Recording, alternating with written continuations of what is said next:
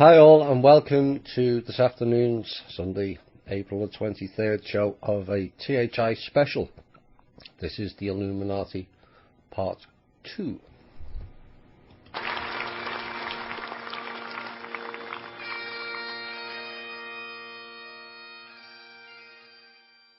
Hi all, and welcome to the Illuminati Part 2 show. We did the original 2 weeks ago. I know it upset many, and I gauged the feeling that perhaps we needed a bit of a gap between the second part. Now, part 2 will not be as painful as part 1. It still highlights the depths and the lengths these people, in inverted commas, or entities, will go to gain control over humanity in the most heinous way imaginable. And this is kind of where people struggle mainly. I've just had a 3-hour call just before this with one of my family members, and you all know how generally those calls go. The roll of eyes and the avoidance of any issues, and trying to change the topic, or laughing, or going, that's complete bullshit, or do you just walk away? Except my brother-in-law listened for 3 hours, so I kept going. I knew I had a show this afternoon, but I kept going. Why? Because it's important that everyone knows what's going on. This is why they continue to hold humanity at hostage, because there's too many find it so difficult and so disbelievable, some of the actions that are ongoing, that they shut themselves down. Now, explaining how kids are tortured, that's beyond comprehension to most people, so they shut that avenue off. A lot of people can't handle listening to it, and they shut it down, maybe because they have been traumatized in a similar way. I was aware that the show, and I did warn the first time in the first show, and I'll warn it again, this show may trigger some people. The programming and trauma, you don't have to have been in MK Ultra, which is far more worse, as we found out from the first show, to be programmed and controlled. They have various other methods: television, some certain Gwen towers, Wi-Fi, even computers, subliminal messages. Once you understand the depth of it and accept it for what it is, only then can you provide the correct reaction going forward, that we're not going to tolerate this anymore. And one of the questions he asked me was, how are people going to believe it? By opening the mind. Why do you believe that the news telling you that Kim Jong in North Korea is a bad guy? Why do you believe that Saddam Hussein or Osama bin Laden are all bad guys, when you've never met him? You've never even lived in that country, so you don't really know who's good or who's bad. You're just accepting a narrative, and too often all of us throughout our lives have accepted a narrative that doesn't fit the reality. Axis of evil. What was it? North Korea, Iraq, and another one. No, the real axis of evil is Rome, the City of London, and District of Columbia. But most people don't want to hear that. They want to hear of these despot countries 8,000 miles away. They're the problem. That's out of my way. They can't fire weapons at us, so we don't have to deal with it. When the real issue is on your own soil. And that's the way things are on the macro. The same applies on the micro, where people have had major traumas in their life and won't deal with it. They'd sooner project anger and denigrate others rather than deal with their own issues. Most of anger is projection of the self. It's not the person that you're directing it at. It's you. And we have the same problem on a macro level in the United States. We're blaming Russia, we're blaming China. These Muslims are coming together, Mexicans are coming together. Now the ones that are coming together are already on our soil, and there are none of those already mentioned. We have to look at things. We can't be frightened of facing reality, as painful as it is, and truth is painful. It's traumatizing. It has latent memory of our ancestors, including our past lives, where we took the pill to forget the pain. That's why we're in this mess. We didn't, as a species, deal with the past trauma when the Atlantic wars were going off, etc., etc. We chose, like the Series 100, to take the happy pill. The trauma's still there. It's not dealt with. It just festers. We can't repeat the past mistakes of this species. We have to turn around, grow a set, and face reality for what it is. And that is not going to be easy. The first song, I was blind but now I see. That's the waking community. Everyone of you listen to this show will know you were blind to most of the stuff you've learnt over the past couple of years or longer. You had no idea what was going on. But now you see. And by more and more people seeing, the nearer we get to ending this nonsense of what's been going on. This is just one aspect of it. We've covered virtually every other aspect on the THI shows, the ET side of it. A lot of people don't want to hear that. But that's the elephant in the room. Like Langley. We don't need a wall along Mexico. We need a wall around Langley. They're the problem. You don't need me to tell you that. All the Freedom of Information files have told you that. All the WikiLeaks documents have told you that. It's all there.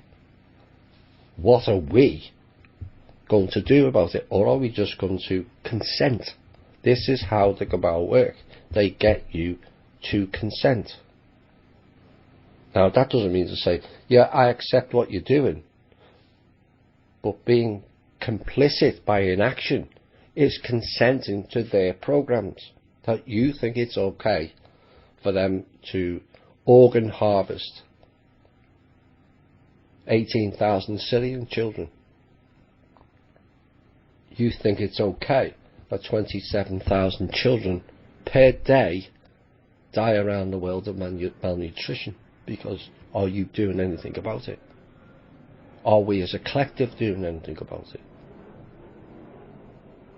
And the answer for too long in history is no. We look after number one, That has to stop. The days of looking after yourself and being selfish has to end if we're going to end this collective control system.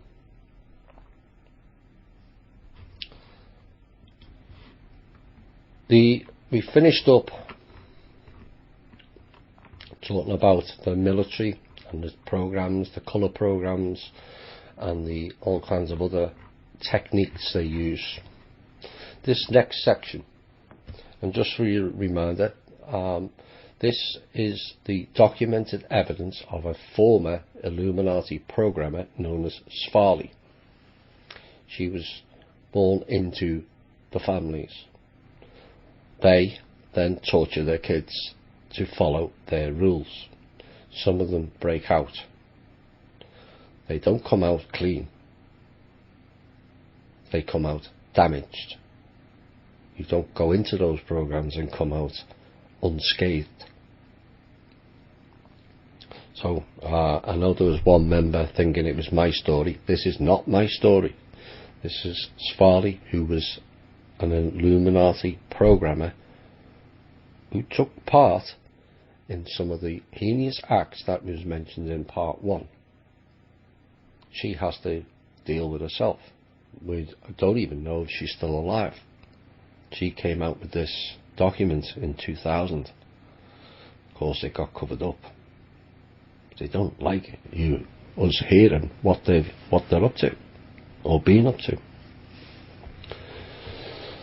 So this is CIA, go figure, governmental and scholarship program.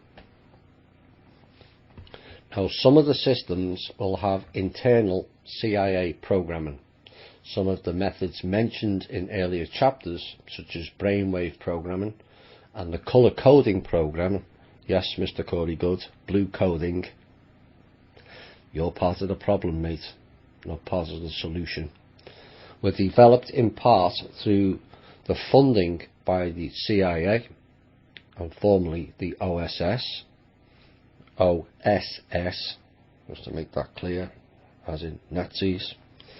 In the 1950s and 1960s, military intelligence officers working in Langley, Virginia, used the government funds, our money, to conduct research on human subjects. They reported what they were learning to trainers throughout the United States and also Europe. Now, the CIA programming can include having alters in a system. The alters is the different version of the person who's been programmed. Just as a recap for some who may be listening to this as the first episode, an alter is what a person creates in their brain is a separate version of you that you have no control over, and it's trauma based. So the CIA programming can include having alters in a system trained in different techniques of both finding a target and studying the target without being detected, the target being the victim. The end result of tagging the victim can include having a sexual assignation with the target, or may involve having people inside trained to assassinate the target. Now, these are quite complex programming sequences and are put in over years of training with periodic reinforcement. So in other words, they're brought back in and retortured to make sure they comply with the original programming. Alters may be trained to become hyper aware of their environment and able to overhear conversations that are whispered. Didn't think they could do that, did you? Internal recorders are taught to download these conversations as well as other info. Photographic recall is also emphasized, as the person will be hypnotized or put into a delta state for downloading information to the trainer or CIA operative. In other words, they'll send people into a specific target and everything is recorded, and also photographic memory is placed. This was covered again in Fringe. Most people think they can't do that, recall people's memory. They can. They've been doing it a long, long time. The survivor with CIA programming will have been taught extensively how to drop a tag, as it's known, which means detect anyone following them and to ditch them. This training will be begun in early childhood and built upon as the child grows older. They will often be taken into a neutral coloured training room. They may be drugged, hypnotised, or usually a combination of both. They are shown training films of how a CIA operative works. They are told that they are special, chosen, 1 in 1,000, who's the only one who can do this special work. Yeah, right. They are told that they will get access to be a secret agent for the CIA. So this is the awards and titles program that too many fall for. It's a bit like the Saviour program. The young child, having no idea who the CIA is, focuses on the fact that they have been chosen because they are special, they are needed, and will be eager to please. The child will be taken to a dinner party or a drama set up by the trainer. There will be a group anywhere from 10 to 16 people at the party, and afterwards the child will be questioned by the trainer extensively: who was sitting where, what were they wearing, what colour were their eyes, their hair, who gave the speech, what did they say, and the child will be praised for correct answers, but punished, shocked, if unable to recall details. This is to reinforce natural photographic memory and assist the child with recording details. The next few times the child's abilities will improve as it wants to avoid a punishment. Now the next level of training that the child will be asked to observe and figure out who is the most important person in the room and why. They will be taught body movements and mannerisms that give non-verbal clues away. The child may be taught to approach important adults or an assigned target, first in role play, later in real life, and engage them in innocuous conversations while looking for information they have been clued to get. They may be taught to be innocently seductive and will be dressed for the part. They will frequently be taught to lure the target into having intercourse with them. That happens far too often, and far more than most people realise. An older youth or adult will also be taught not only to lure a target into bed, but later how to kill them. If they are an assassination target while they are asleep or relaxing after sexual relations, they will be taught to go through the target's belongings for any information needed by the trainer or the cult leader. Often before an assignment or for an assassination, the cult member will be indoctrinated with reasons why killing the victim is a service to humanity. See how they're duped as well? It's not just us, it's them as well. They will be lied to and told that they are the head of a porno ring, a pedophile, or a brutal villain. This will engage the assassin's natural anger towards the person and will motivate them while helping them to overcome their natural moral reluctance and guilt at killing a human being. They will be taught how to disguise themselves with changes of clothing, sex, masquerading as the opposite sex, makeup, contact lenses, and to get out of a situation safely. They will be taught how to overcome interrogation techniques with extensive training and hypnosis in case they are ever caught. They will be taught to self-suicide with a pill or dagger. if ever they are apprehended in most cases. Now, some of the suggestions of how to break this down is the CIA program will involve the use of sophisticated technology to reinforce its effectiveness, and it can be difficult to break. It may involve the person being traumatized in isolation tanks. Those who watch Fringe will recall that also. This will be done with brainwave programming. It may involve sensory deprivation, sensory overload, isolation and sleep deprivation. It also may involve hours of listening to repetitive tapes on headphones. The subject is shocked, electrically shocked, or severely punished if they try to remove the headphones. They will be hypnotized, tortured, subjected to different drug combinations, and they will be exposed to harmonic tones, often in one ear or the other.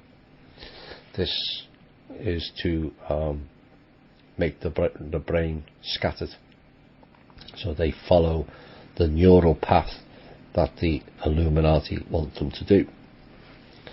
They'll also be exposed to flashing strobe lights, which may induce a seizure, and alters will be programmed to cause seizures if the subject tries to break the programming.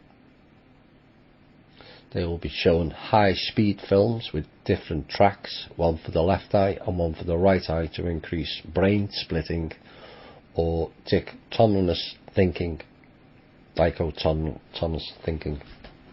The survivor and the therapist will need to work very slowly to undo the effects of this trauma. The person will need to come to terms slowly and carefully with how the programming was done. They may need to learn their own access codes. This will also be true of brainwave and other sophisticated programming techniques. Now, the access codes will be a frequency. That's basically what they're telling you there. A certain frequency will trigger a certain code, which triggers certain behaviour. If you learn to find out what that code is, you can turn it off. Now, what I do know is if you are able to turn it off, and if they've installed a suicide program, by turning the programming off, you could trigger the suicide altar. Clever, well, heinously clever, you have to say, boggles the mind. The therapist will need to communicate with the traumatized alters and fragments inside and let them know that they were used also. They will need to help the young alters who were split to create the system and often underwent the worst traumas. Grieving for the abuse, the trauma, the methodical calculation used and scientific methods used to put in this programming will take a lot of time. Venting feelings, including rage, safely may be important. The survivor may be afraid of strong feelings and will fear, especially anger and rage, since they will associate those feelings with having to kill, hurt or assassinate others. Allowing the feelings to be expressed slowly and carefully, being aware that homicidal and suicidal feelings will probably come up, is important. If there is a concern about the ability to control acting out, the client may need to go inpatient in a safe facility that understands mind control and cult programming. They will fear being labelled psychotic, since the programmers told them that they would be called this and locked up forever. The worst thing a therapist or hospital can do in a situation like this is to play into those fears or label the person psychotic. It's a trigger. That's another one of the triggers that they put in that sends them into rage and suicidal, and the more traumatized alters come forward. Constant grounding in reality, using grounding exercises, slow, careful venting of rage and betrayal feelings reinforcing over and over that the survivor can remember and not go psychotic or die. Believing and validating the survivor are all important. The survivor may have unstable behaviour at points, but this is not psychosis, but rather the natural reaction to extreme trauma. The survivor needs to realise this, and they can overcome its effects with time and good therapy. They will need hope and a good support system. Governmental programming. Governmental programming will involve the person being trained to take leadership positions or administrative positions in the government. Puppets, as we know it. They may be trained to network with others in government, both local, national and also international. The Illuminati's stated goal is to infiltrate and eventually cause the downfall of all major governments in the world. All of them. This is why I've said, as a side issue, as it's important, the idea that the government is the problem is the sleight of hand. Yes, there are elements in the government that are being trained with this type of programming, but those people actually need help. There'll be some who are ego-based and will love being in that program, but suddenly they think that they are important because they are Secretary of State or they are President of USA. But is any job worth it for the torture and abuse that they've gone through? I'm not classed as important, but I'm doing important things. I'm not in it for fame. I'm in it so that people can stand up themselves. But government are not necessarily our enemy. They're part of the system. There's lots of people in government who are now, for the first time, realising what we in the alternative community have been telling them was correct. They don't know. The idea that Mr. Trump knows everything those of you listening to this show knows about the corruption, about the MK Ultra, etc., the ETs, etc. The idea that Trump or Obama or idiot Bush knows half of what you know, for those of you who've been researching a long time. They just don't. They don't have a need to know. In the US, 39 levels above the president. 39 levels of people who know more than he does. So governments, in essence, are not really the problem. They're just the puppets put forward, so we attack them while the hidden hand plays the game. But like I said, there are people in there, in governments, who like the game and are just as evil as the ones who trained them or programmed them into those positions. Those people have to be routed out. But there's a lot who have had enough of the control and are deciding to step down. So government operatives are taught to do this by infiltrating local political parties running for leadership, both locally and nationally, working for top leaders as administrators, financial advisors, funding governmental races, and backing the person sympathetic to the Illuminati. So they always win. So those of you who think Trump's different, think again, putting their person in to win. Well, of course, their person was Clinton. But they have found out they don't control everything anymore. Slowly but surely they're losing control of how they implement things. So they had to blackmail Mr. Trump, creating political chaos and unrest with the operatives trained in dissension.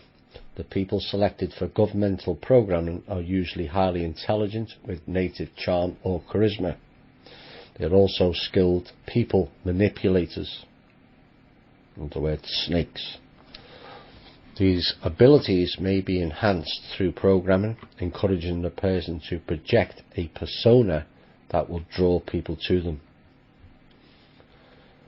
They are also taught finances extensively. This program is done by hypnotizing the person, whether child, youth or adult. This is usually initiated in late childhood in suitable candidates. So you think politicians are chosen when they're adults and they've been doing some of the local circuits? No. They're tested for certain things at young ages and then promoted forward. A bit like Bill Clinton, Rockefeller. He was destined for it a long time back. Same as Obama. The person is shocked and then told the trainers and cult agenda for that person. They are told they are very special to the Illuminati and will be one of the people who helps change world history. And they fall for it. They are told they will be rewarded with wealth, popularity and power for achieving the cult's agenda. They are told and shown what the punishment for disobedience is. They are shown training films about government, how it works, national and international affairs. They will meet with special teachers who coach them on the inner political workings of the group they want to infiltrate, including the power structure and strengths and weaknesses of certain key players. They will learn any languages necessary for the position. They will go to university or get any training and education needed for credibility. They will receive special scholarships to finance this if needed. They are given opportunities to practice their skills at infiltration, information gathering, people manipulation and politics in setups and later in real situations. I would suggest that these setups are virtual reality worlds. If they need to learn to control the media, they will learn methods to do this. They will have extensive backup and coaching during their entire career. Now, the suggestions for ending this is governmental programming is quite complex since it ties in with the person's natural abilities. They may not be able to separate themselves easily from the role that they perform and often will only feel that they are acceptable when they do their job. They may find it difficult to believe that their career, friendships, marriage and contacts have been secretly guided by the cult for most of their life. These parts may feel offended, betrayed or furious when the realization hits. Yes, there's many of them finding that out now. They will also find it difficult not to use the manipulation skills that come so naturally both on their therapist and themselves to dull the pain that the truth may bring. The person and the alters that have undergone this type of programming have a lot to lose if they give up their roles and persona and need to count the cost of getting out and acknowledge the difficulty of doing so. This is like Britney Spears. I know she's not government, but Britney Spears was fine. She decided she was going to step out of the program. She paid the price. She lost a kid. The father, who's part of the system, then took over her finances. You step out of line, we'll discredit you to the public, and the public sadly always believe what the idiot news people tell you, that Britney Spears has lost the plot, she shaved her head. No, it's the programming. She stepped out of line and told them she no longer wants to be a sex slave for these perverts. And this is what they do. Charlie Sheen was another. Him and his dad were going to do a 9/11 exposure. Suddenly Charlie Sheen has lost his marbles and he's a coke addict. Really? And we believe that?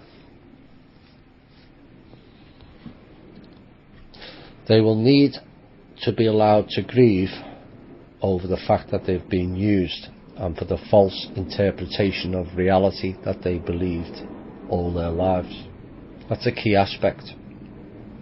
For the false interpretation of reality that they have believed all their lives. This is part of the two worlds that I've mentioned a few times on the show. We're living in two worlds. And these people are not in reality. It's all an illusion. They think we're nuts, we think they're nuts. Two worlds, simultaneously, but very, very different. What they're finding is many of these programmed people are realising that reality is not in their world anymore. It's actually in ours. And that's very difficult, because most of us don't like being fooled. And certainly not on the scale that this has been done. They think they're being beneficial to humanity, when actually they're tearing it apart.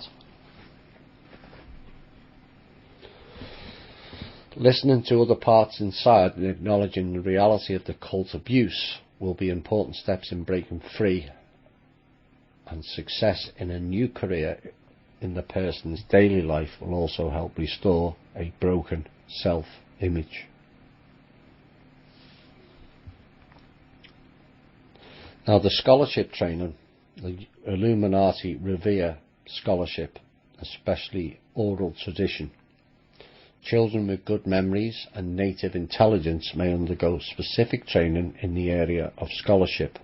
This will also include learning under trauma, with praise for accomplishment. It will also mean punishment for being shocked for poor performance. Some of the major areas of scholarship include, but not limited to, oral tradition, history of the Illuminati, especially the children's particular branch, memorizing genealogies, learning and becoming fluent in multiple languages, both modern and ancient, including but not limited to English, French, German, Russian, Spanish, Arabic, Latin, Greek, Hebrew, Egyptian hieroglyphs, ancient Babylonian, ancient Chaldean, and cuneiform writings. Now you know why they're more clever than we are. They're not using that clever in the right way, but it's still a lot more clever.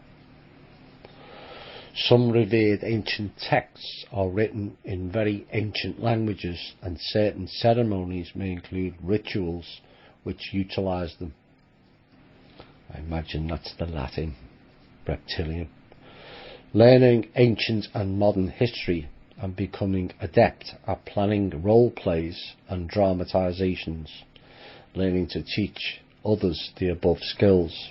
The child that becomes adept at scholarship will also be expected to become a skilled teacher and in turn pass their knowledge down to others.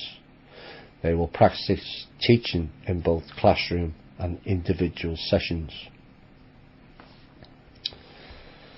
Now, the suggestions for the scholarship program will involve alters who are intensely loyal to the cult, since they believe they are related to a long, unbroken line of people since earliest history. They will often be immersed in cult philosophy, having read and memorized numerous esoteric volumes related to it, appealing to logic, intellect, and having an open mind and discussing the pros and cons of leaving the cult with them will often receive the best. They despise open conflict and prefer addressing issues intellectually. They will be skilled debaters and quite verbal. Asking them to read books that address becoming free from the cult and asking them to sit and listen to accounts from traumatized altars, both in their system and others inside, will often help them make the decisions to switch loyalties. Although they have been immersed in false ideologies and doctrines, they are frequently willing to attempt to become intellectually honest. They will read and debate both sides of an issue and may become some of the first to make the decision to leave the cult once convinced that it is abusive. Excuse me, frog in the throat. That's what happens when you talk for 4 hours. Now the next part is called Programming Linked to Stories, fiction, movies, cartoons, and role-play dramatization. Now this is a special type of programming that is universal with the Illuminati. It is programming that is linked to a story, a movie, a cartoon, or role-play dramatization. For countless centuries, Illuminati trainers and leaders have used role-play to reinforce as well as program children, and it is a favourite mode of teaching up to this day.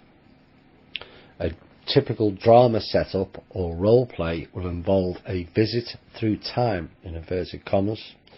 The child is told while drugged or hypnotised that it and other children with it, usually a small group, will go through this programming together and are going to time travel, in inverted commas.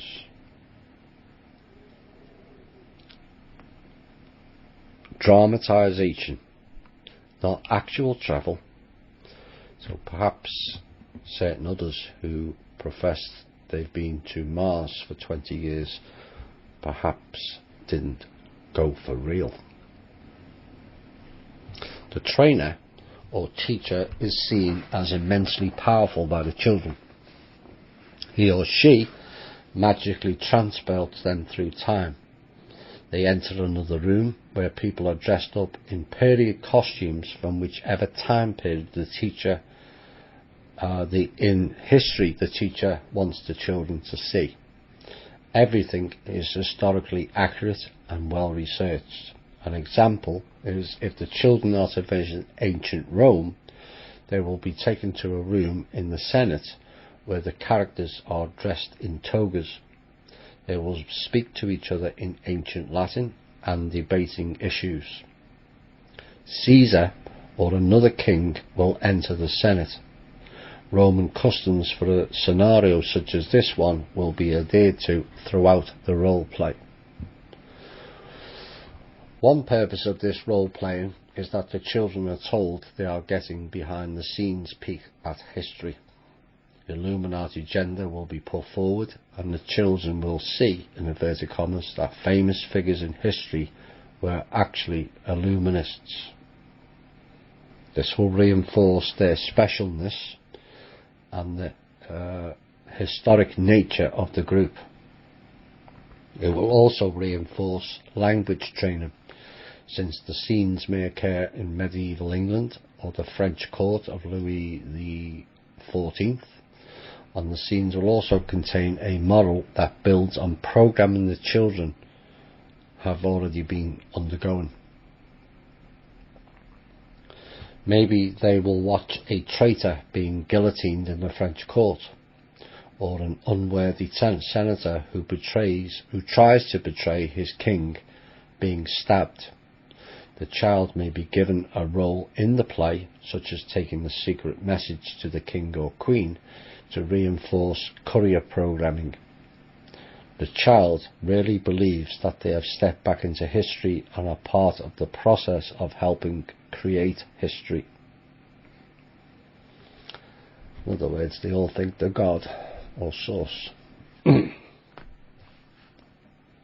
Or the Saviour program. We've seen too many of them. With modern times, programming has become more sophisticated with the advent of technology.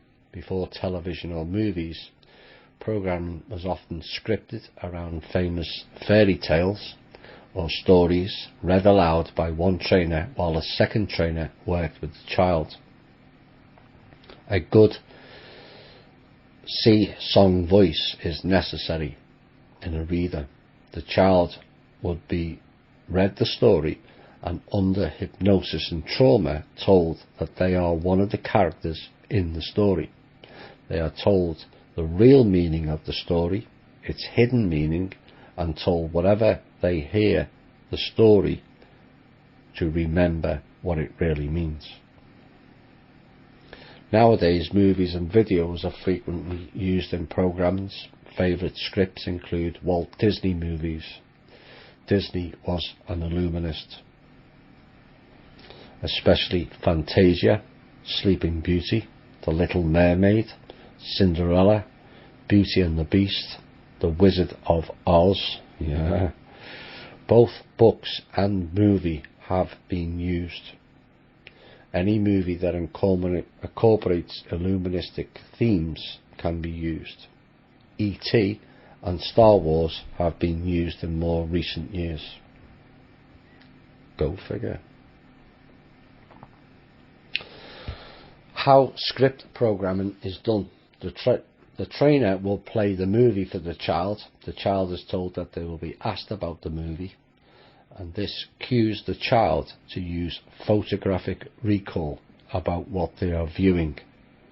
The trainer may show the child an edited shorter version of the movie with only parts of the whole, or may show the child a short scene from the movie itself. After watching the movie or scene, the child is drugged to relax it, then asked what it remembers.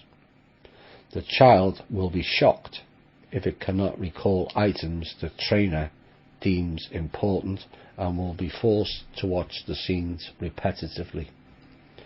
When the child has total recall of the segments, the trainer will tell the child that it is one of the characters. The child may be heavily traumatized first and a blank slate personality created inside the desired character. The first thing the blank slate sees is a recording of the movie or scene. This is its first memory. The trainer will then link the scene with the Illuminati ideology.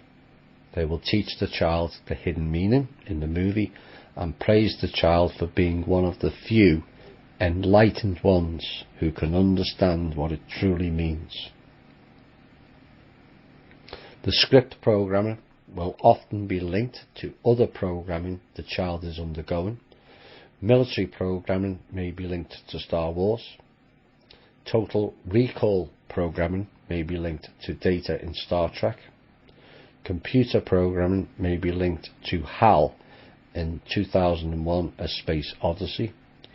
Internal labyrinth programming may be linked to the movie Labyrinth. The possibilities are quite varied and will depend on both the child and the trainer as to which direction script programming will go. Music from the show or scene will be used as a trigger to access the programming inside or bring forward these personalities. Scripted programming will often involve a great deal of traumatization to create the blank slate alters they desire. The programming will be ground in with repetition, electroshock, torture, drugging and hypnosis. The alters inside who have gone through this programming will often be highly disconnected from external reality and may believe that they are part of a script. They may be Dorothy seeking the Emerald City, or the achievement of Illuminati rule on Earth. They may be a computer or the character data. Reality orientation will be very important. Allow these parts to experience safe outside reality and test for themselves if they are really part of man or woman. Looking in a mirror may help when they express readiness. Having cognitive helpers who can share daily life memories with them may help to ground them. At first they will be surprised, even indignant or hostile at suggestions that they are not the character. They will think the therapist is a trainer or part of the script, since this is the only reality they have known. Reground them patiently over and over to present reality, increased communication with others out inside, and eventually grieving over the intense amounts of trickery and deception that they have experienced will be necessary. With time and patience, these parts will be willing to give up their old scripted roles and become part of the person's present reality, which is not somebody special, somebody important, someone back from time, Solomon, Ra, and all the other bullshit titles. Just ordinary, important, everyday human. Because all of us are important. You don't need names and titles to be important.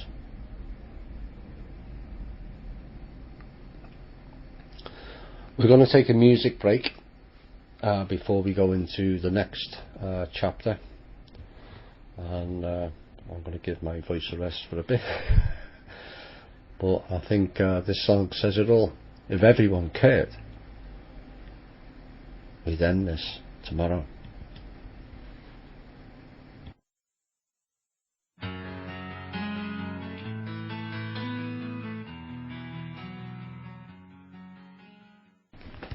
Hi all and welcome back. Right, the next chapter of this programming is called Betrayal, Twinning Internal Walls, Structures and Geometry of how they do the programming. Now, the Betrayal programming begins in infancy but will be formalised around ages 6 to 7 and continue on into adulthood. The sixth step can be summarised as betrayal is the greatest good. The Illuminists teach this to their children as a very important spiritual principle. They idolise betrayal as being the true state of man. Unbelievable. The quick-witted, the adept, learns this quickly and learns to manipulate it. The child will learn this principle through setup after setup. The child will be placed in situations where an adult who is kindly and in setup after the setup rescues, in inverted commas, the child gains the child's trust. The child then looks up to the adult as the saviour. Yeah. Their favourite program. After the adult intervenes and protects the child several times. They're not protecting, it's all part of the game. After months or even a year of bonding with the saviour, one day in a setup the child will turn to the adult for help. The adult will back away, mocking the child, and to begin abusing it. This sets in place the programming. Adults will always betray a child and other adults. Another setup will involve twinning, which deserves a lot of thought. The Illuminati will often create twin bonds in their children. The ideal is to have a set of real twins, but of course this is not always possible. So the child is allowed to play with and become close to another child in the cult from the earliest childhood. At some point early on, the child will be told that the other child is actually their twin, and they were separated at birth. They are told this is a great secret and not to tell anyone on pain of punishment. The child, who is often lonely and isolated, is overjoyed. It has a twin, someone who has a special bond to them by birth. Of course, we remember in the first part, the parents disengaged from the child altogether. So this is why the child likes the twin, because it's got something they feel is close, because the parents are part of the training. The children are then taught to do everything together, do military training together. They tell each other secrets. They are also frequently friends in the daytime as well. They are taught to cross-access each other just as real siblings would be. At some point they will be forced to hurt each other. If one twin is considered expendable, the ultimate setup will be one in which one twin is forced to die while the other watches. One twin may gather secrets from the other twin, be forced to disclose them to a trainer or cult leader, then may be forced to kill the other twin. One twin may be forced to hit or hurt the other. If they refuse, the other twin will be brutalized by the trainer, and the refusing twin told that the child was hurt because of their refusal to comply. Many setups will involve one twin being forced to betray the other, turning on the other child after intense programming. This betrayal setup will devastate both children, and they will learn the true lesson: trust no one, betray, or you will be betrayed. The children will also have adult role models on every hand, since the cult is very political, hierarchical, backstabbing society. Adults are constantly betraying each other, stepping over each other to move up. The children will watch one adult being praised, advanced, because they betrayed others below them or set them up to fail.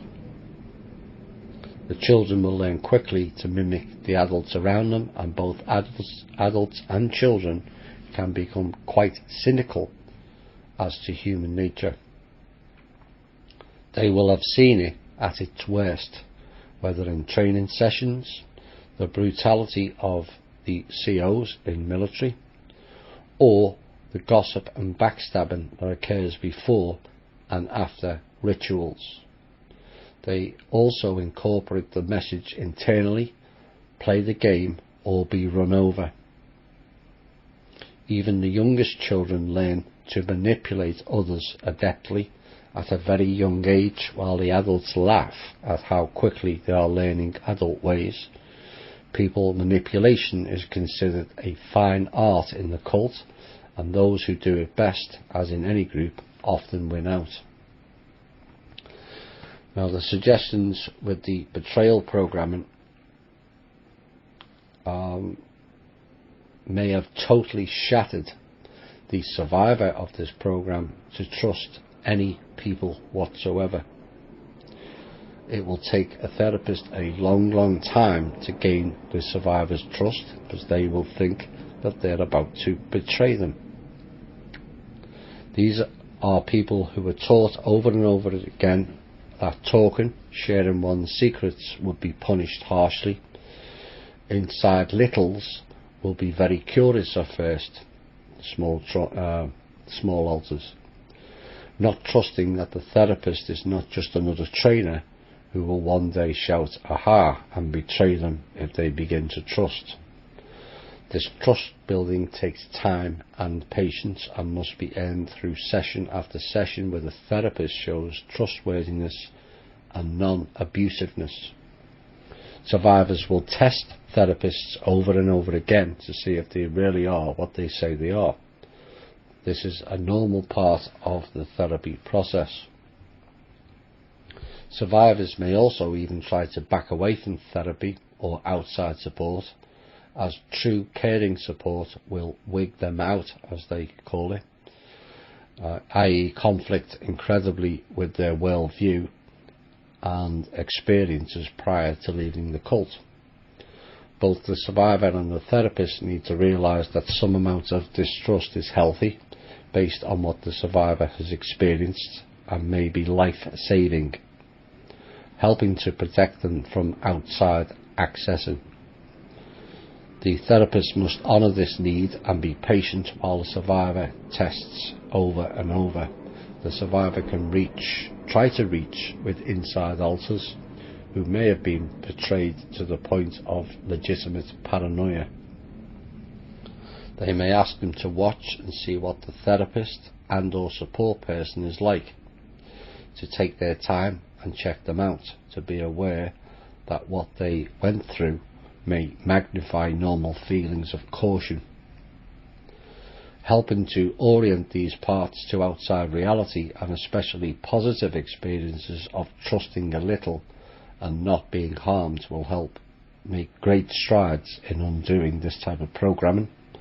The survivor may feel confusion and internal conflict as they experience a world where trust is possible. They may also pull away, or the reverse, become highly dependent on the therapist and share too quickly due to a longing for safe intimacy that has never been met. Setting healthy boundaries while acknowledging the needs will help the survivor through this stage. Another type of program involves the deliberate creation of internal structures within the cult member. Internal instructions include temples, eyes, mirrors, carousels, the circus. There's a number of portrayals of circus and what goes on there that are part of the programming, not only for the cult members but for the general public. Fairs and fairgrounds are not good places to venture. The Illuminati trainers will try to create internal structures within the person's personality systems. Why? Because they believe this creates better stability. It also gives the alters and fragments a place to hang on to inside and creates a convenient way to call them up. If a fragment is indexed inside an internal helix, for example, the trainer knows how to locate them more easily. Internal structures will vary greatly depending on the trainer, the group, the region of America or Europe, and the goals for the individual. Common internal structures will include, but are not limited to, temples. These are often consecrated to principal Illuminati deities. The spiritual altars will congregate here. This may represent actual temples, Masonic or private, that the subject may have visited. Temple of Moloch, Moloch, will be created out of black stone with a fire burning internally.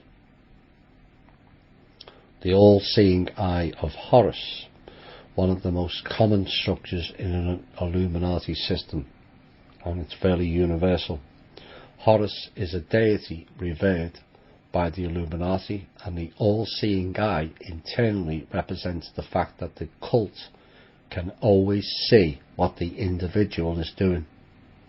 It would also represent being given to Horus in high ceremony. The eye may be closed or open depending on the system's status at that time. This eye will also be linked to demonic watching of the person's activities all the time. Pyramids. The Illuminati revere ancient Egyptian symbology, especially the mystery religion and the Temple of Set teachings. Set is one of the worst aspects of the ancient deities. Set as in Satan, as in Saturn. It was that particular entity that was removed from the Saturn system 18 months ago. Pyramids will be placed internally both for stability. A triangle and or a pyramid represents strength and stability, and as a calling place for the demonic. Pyramids and triangles and the number 3 represent calling up the demonic in Illuminist philosophy. The power of 3. Where have you heard that before? Is that for the benefit of the people or calling up the demons? Think about that. I remember a certain joint host mentioning the power of 3. Doesn't sound too clever now, does it?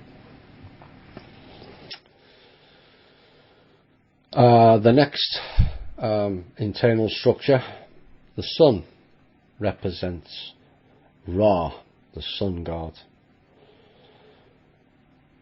That is not a good entity. Never was and never will be, Mr. Wilcock. Period. Geometric figures are also used by the Illuminists. Configurations of circles, triangles, pentagons, etc. Geometric patterns are considered sacred and are based in ancient philosophy, and there may be hundreds overlapping in a training grid for complex systems which will house fragments in each one, like the dodecahedron. Pentagons that shape for a reason. Now you know why. You also know who runs it. Training grids is another method. These may be simplistic, such as cubes with patterns on them, rows of boxes, or more complex, such as helixes, double helixes, infinity loops, go figure, the Mobius that we've been trapped in for the last 78,000 years. They love their infinity loops, except it's now ended. Each trainer will have favourites classified as simple, medium and complex, depending on the child and its ability to recall and or memorise. Columns, Greek Doric, Ionic columns often hold time travel programming. Again, if you people who watch Fringe, there was 2 columns that the scientists walked through. Of course, the famous Illuminati picture, Yoshim and Boaz, has 2 columns with the stairs. Where's the stairs going? To the heavens, and the sun right at the top. You'll also find that it has numerology in 7, 5, 3 and the 1. 7 being the Pleiades. 5, if you look at Taurus in the night sky, it's a V, which is the Roman numeral 5. The 3 is representative of the belt of Orion, and the 1 is where the programmers originated from.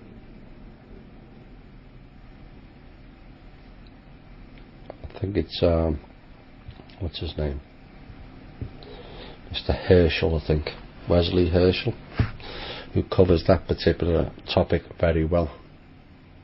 But the symbology in the Masonic emblem of the 7 steps And then there's the 5, 3 and 1, with the 2 columns representing part of the programming. Another version of the internal structure is robots, and they may be seen in some of the older systems. And this is something that's going to disappoint the New Age community. Crystals, gems, balls, multifaceted. In other words, like the programming, it's split. It's not a whole, it's split into different facets, and is used in spiritual systems to enhance occult powers. Altars and fragments may congregate on facets of a large ball. Mirrors, used internally to reinforce other programming sequences, internal twinning and distortion of reality programming. Yes, indeed. May create shadow systems of functional systems. Hologram. May also lock in demonic programming. This is how some of the vampiric entities are able to mask themselves. I mentioned yesterday about Batman. Batman is part of the dark elf race that's done bad damage to humans on this planet and still continues hiding in the dark and in the lower astral. If you come across them, run or take them out. This is again part of the programming. Batman, saviour of humanity. No, far from it. Those beings are dangerous. I've met people and spoken to people who have been raped, both awake and asleep, by these beings, and they use mirror tech so the person can't see them. So no more worshipping Batman, please.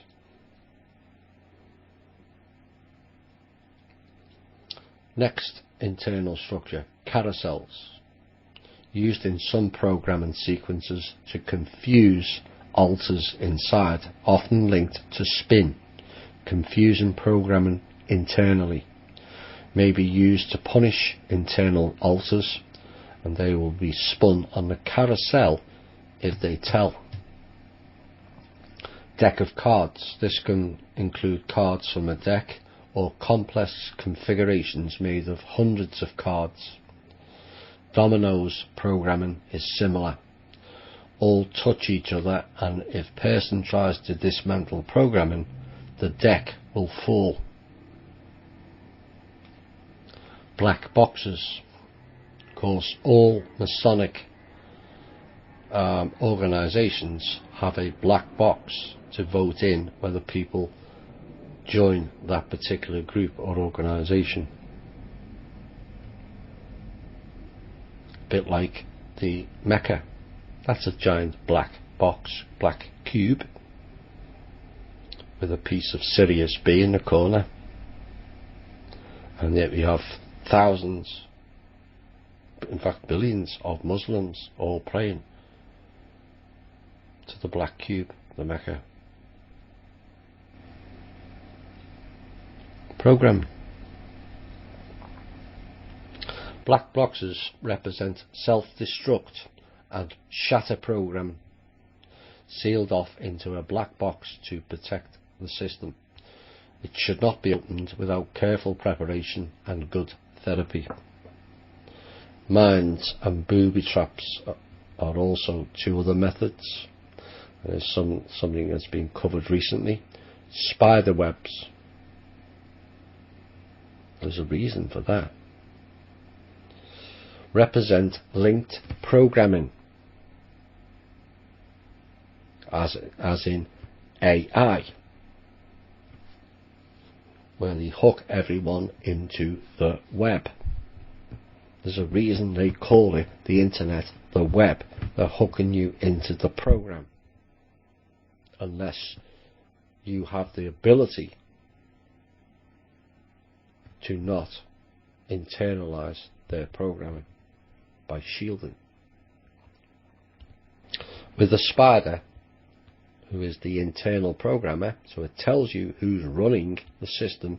This was borne out by the material from Habitov the Russian, who said this planet was controlled by a spider race. The spider, aka the internal programmer, who continually weaves the web and reinforces internal programming and punishments. The web also communicates with other systems and can also represent demonic linkages internally woven in. In other words, subliminal, subconscious, demonic messages. Internal training rooms, used as punishments for internal alters, will represent external training room persons has been in. Internal walls, these will often represent very large internal amnesia barriers. Walls may be very thick, impermeable or semi-permeable. A typical use for a wall will be to maintain high levels of amnesia between front or daily living, amnesic altars, and back or cult active altars that contain more of the person's life history. In other words, they're putting, basically what they're describing here is they're putting firewalls between the individual altars in the person, so it can't move. When it wants to access or drop that part of the program, delete that part of the program, there's a firewall pushing it back in. The back altar may be able to selectively see over and cross past the wall, but the front will be completely unaware that there is a wall or what lays behind it. Seals, usually in a group of 6 or 7, represent demonic sealing. These are not the seals that are in the ocean. These are like the bonded seals, wrappers, and may cover end times shatter programming, as well as a role within cult in new hierarchy. These are some common program structures. Again, there are many other types of internal structures used, and the number and type are only limited by the trainers and survivors' creative abilities. The way that these structures are placed within the person are very similar. Under drugs, hypnosis and electroshock, the person is traumatized into a deep trance state, and while in the deep trance state they will be told to open their eyes and look at either a projected image of the structure, a 3D model of it, or a holographic image using a virtual reality headset. So you think virtual reality is new? Think again. Like I said, this is 17 years old. What happens then is the image will be ground in using shock and bringing the image closer and closer to the person's visual field. In other words, they're burning it into the skull or into the mind. It may be rotated if graphics are available, or a 3D is used. They may be told that they are entering inside if it is a temple or a pyramid, under deep hypnosis, that they, the altar being programmed, will now live inside the structure, box or card, etc. They will also be used to reinforce amnesia and isolation programming internally, since the structure will be used to reinforce walls between the altar and the fragment, and other altars and fragments internally. That's all very disorienting. So this is why these people don't know what's real and what's not. They don't know whether they're actually live or still in the program. This is part of the problem of the people who are programmed, who are making fairly strong suggestions that they've been here, or they've gone to this place or that place, and believe it's real. But in reality, it's all part of the illusion. It's part of the programming. Now, some of the suggestions: if the survivor finds structures inside, it will help for them, first of all, to try and realise why they are there. What purpose do they serve? Is it to reinforce amnesia, isolation, spiritual programming, or punishment? To hold dangerous programming sequences? This is important, since some structures, such as internal walls or barriers, may have been created not only by the cult, but reinforced by the survivor as well. That's why they disorientate the person. They don't know whether they're live or still in the illusion. And this is a means of internal protection. The survivor may not want to dismantle internal structures too quickly without knowing their purpose and what they contain. Both the survivor and the therapist will need to go very slowly, learning how the structures were put in and which altars are linked to each structure. That will be the first step. A long, slow and careful preparation with lots of system cooperation will be needed to look at some of the structures. This may only come after years of extensive therapy.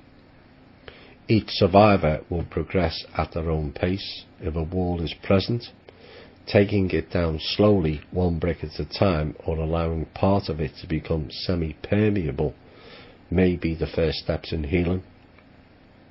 Training rooms can have the equipment turned off and dismantled, and it can be turned into a safe room, redecorated and refitted with toys and safe objects. Computers can slowly begin to realise that they are human, and gradually allowed to take on human characteristics. Survivors can use their creativity to reclaim themselves with the support of the therapist and undo the internal structures. Next chapter: Suicidal programming. This entire chapter is probably one of the most dangerous of the programs that the survivor will face during their healing process. All Illuminati survivors will have suicidal programming protecting their systems. I have emphasized this to also reiterate the need for good therapy and a strong support system for the survivor. The Illuminati know and realize that with time, individuals in their group may start to question what they are doing, or they may become disenchanted with their role. They may even desire to leave the group or try to dismantle their own programming. Trainers are well aware of this possibility, and to prevent this, will always program in suicide. The suicide programming may surround one or more systems internally. It may be laid into more than one system, more than one altar. From earliest childhood, survivors have been conditioned to believe that they would rather die than leave their family, i.e. the Illuminati group, and this is the core or basis of suicidal programming. It will be closely linked to loyalties to one's family as well as the group. You must remember that this is a generational group, and leaving it may mean giving up contact with one's parents, spouse, siblings, aunts and uncles, cousins and children, as well as close friends. A bit like us in the awake community. We've lost most of them. Same thing, really. So perhaps, hopefully, a lot of those listening haven't been through this type of abuse. These people will also try to contact the survivor and try to draw them back into the cult. I've heard of this, and they become very, very threatening, asking, "Don't you love us anymore?" or even becoming accusatory and hostile if the survivor does not respond the way they wish. The survivor will be told that they are crazy or delusional, that their family loves them and would never be part of a cult. The family members will all still be amnesic unless something happens to trigger their own memories. One of the most frequent suicidal programming sequences placed internally will be come back or die programming. A family member may activate it by telling the survivor they are missed and their family wants to see them.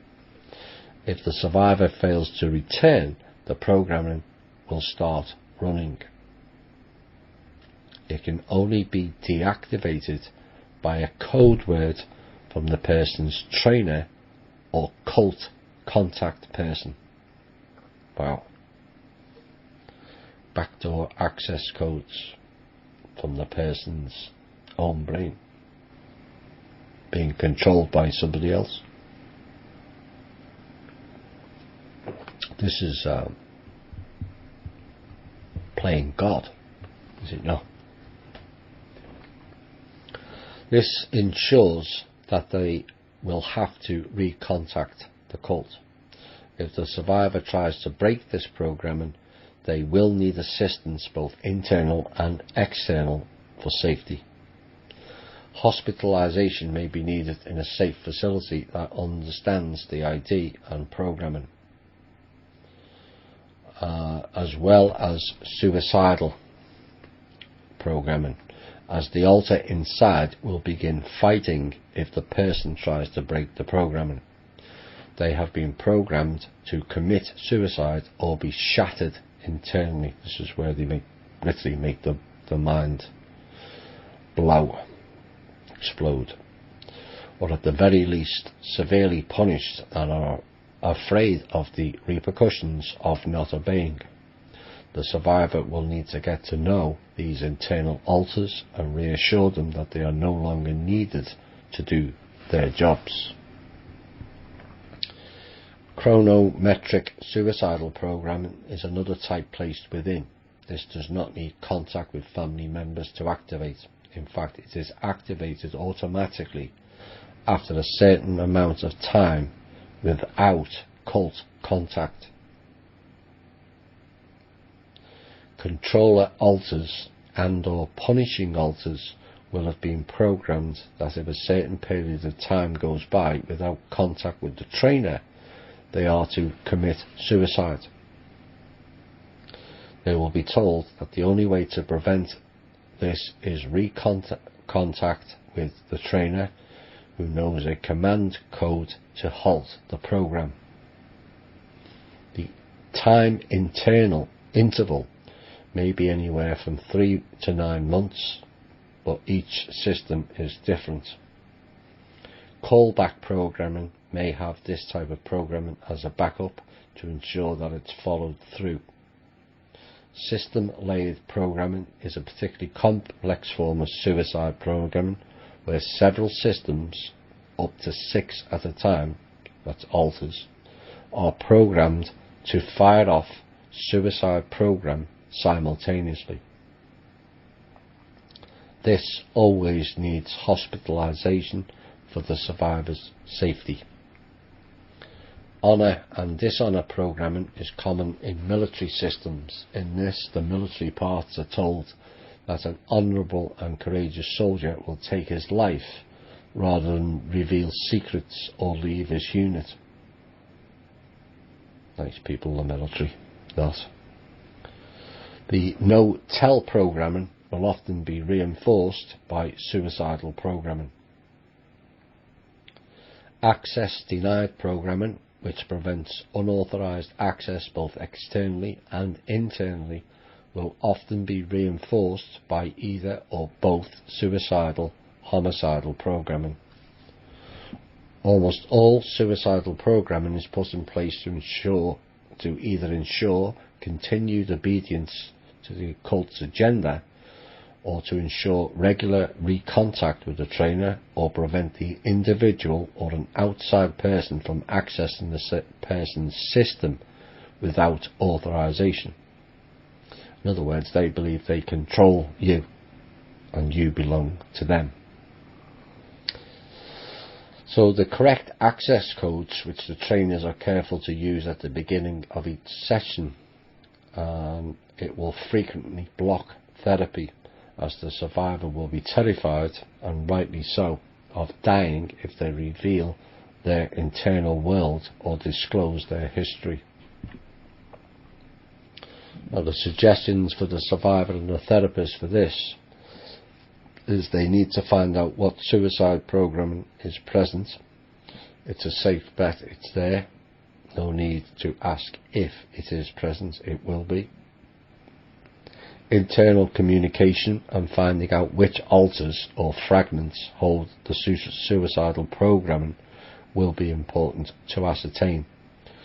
Physical safety, whether with a safe outside person or inpatient hospitalization while working on suicide programming, is extremely important, as this programming may either drive the survivor to self-destruct behaviour or back to the cult.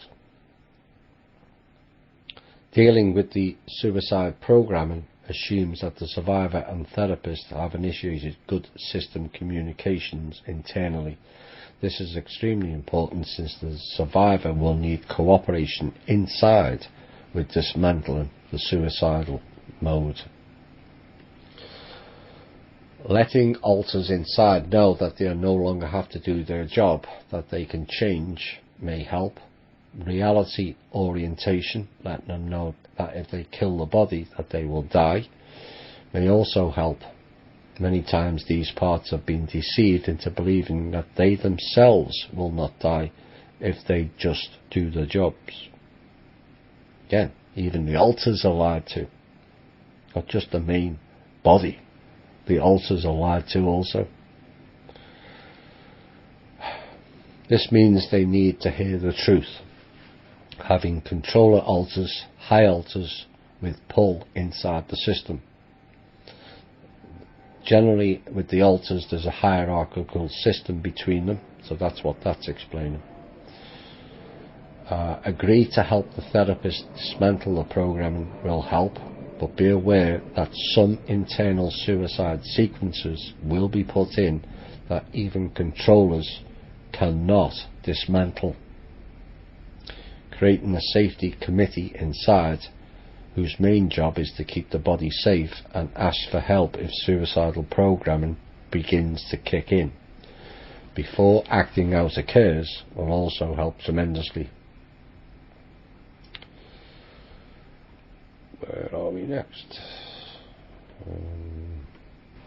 The survivors, cognitives, helpers and nurturers will all be needed to gather together to help this part of the core heal. It will be intensive and rightful grieving and anguish for the immense pain that the young child suffered. Hopelessness will come out. It can help if alters with happier memories can try and share their memories with this very young part. External support and caring can also make a big difference. Healing the immense pain held by this core split will take a long period of time and should not be hurried. Antidepressants can help, as the depression may be shared throughout the system. Messages of hope, new and positive experiences can all help the survivor work through this type of programming, as well as journaling, poetry, artwork and collaging the feelings. Time, patient support and the ability to vent feelings in a safe manner and physical safety when needed will all help immensely as the survivor works through the suicidal programming. Next portion is Preventing reaccessing of the survivor.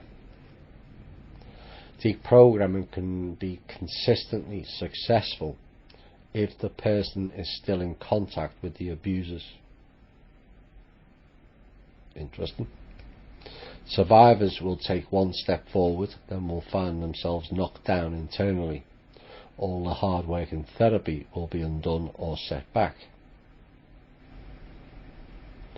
They and their therapist will find that they have troubles finding internal ulcers. Whole systems may be shut down. A child presenting system may come out. Confusers and scramblers will take over therapy sessions, and blockers will block therapy. This is the internal structures.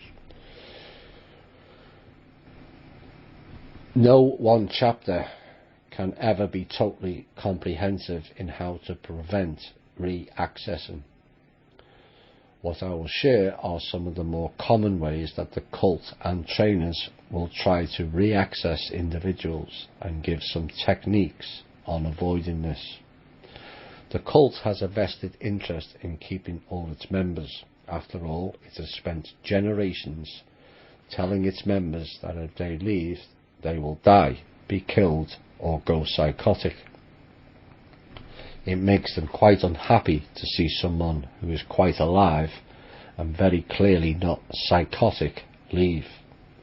It also makes their more restive members question the truth of what they've been told if they see someone else get out. Having a member leave may break the hold of some programming in other members. This will play into the twinning aspect. Trainers especially hate to see anyone leave and grind their teeth over this problem at night. People leaving the cult is considered a training failure, and the trainers may be punished severely. So the cult has come up with certain ways to keep their members with them, willingly or unwillingly, and these include, but are not limited to, ET phone home, phone programming.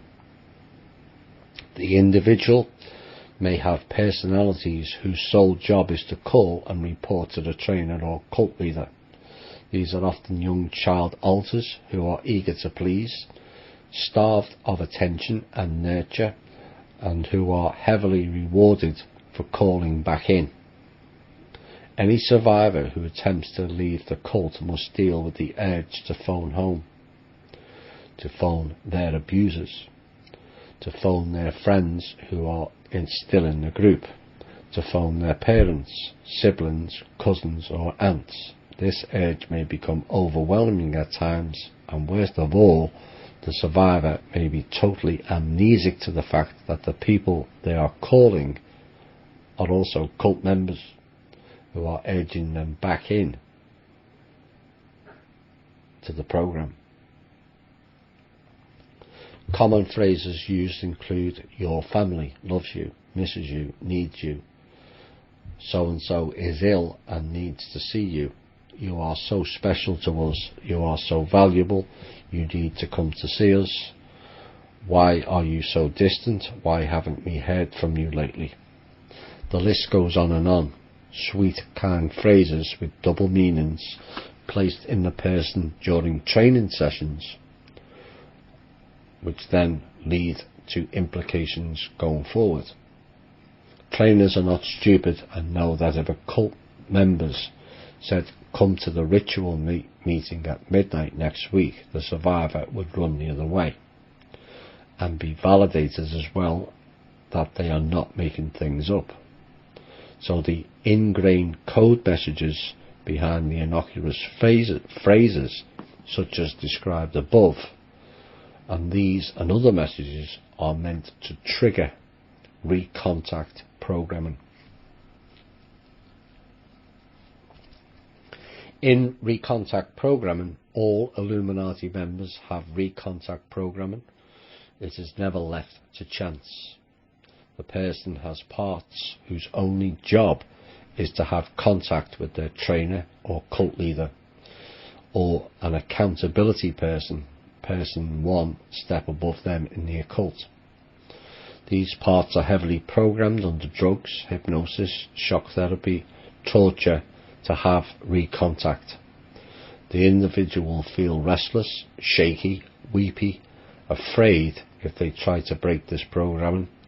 It will often be linked or joined into suicidal programming. They may experience PTSD or even flood programming and internal self-punishment sequences as they fight this programming internally.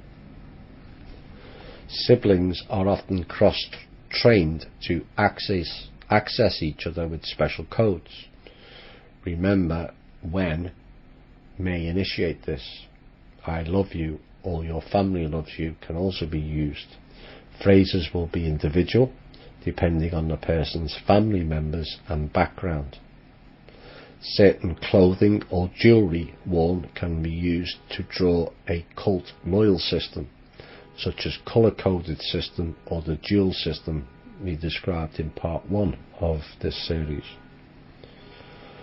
The person must physically resemble the person the individual was keyed into during the programming sequence to prevent inadvertent popping out of altars by anyone wearing a ruby pin, for example.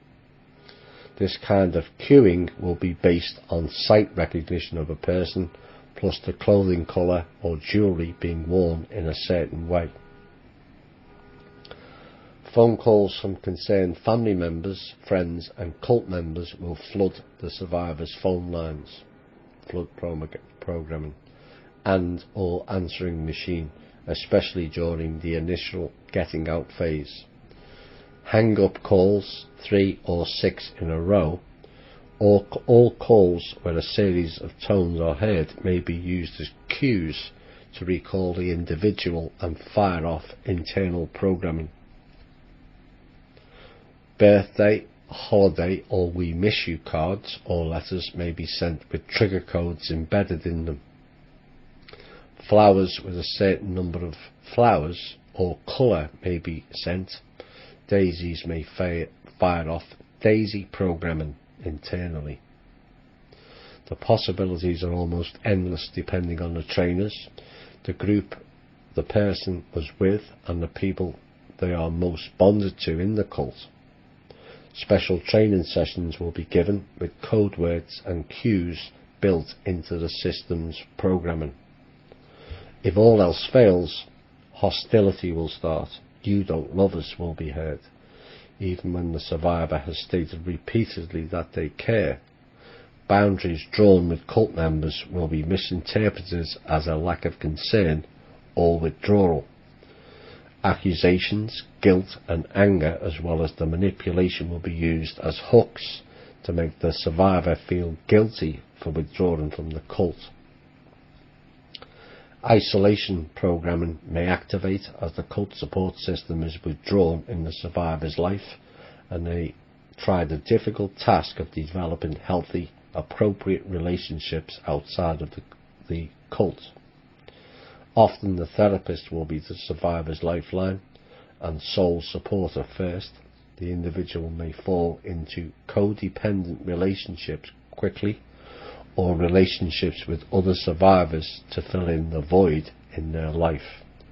At worst, desperate for caring and feeling isolated, they will make friends with the first kind person they meet. This person could be a cult setup, sent to initiate a friendship quickly. Survivors should be wary of instant friendships or instant bonding with others. Most good relationships take time and effort. Right, we're going to have another music break and we'll be back with the final part this evening of this series. I hope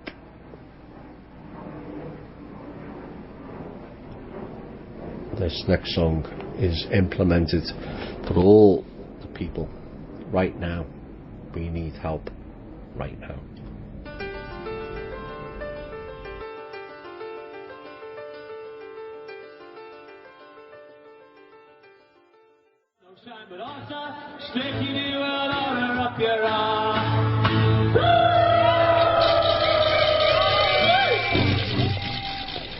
Exactly.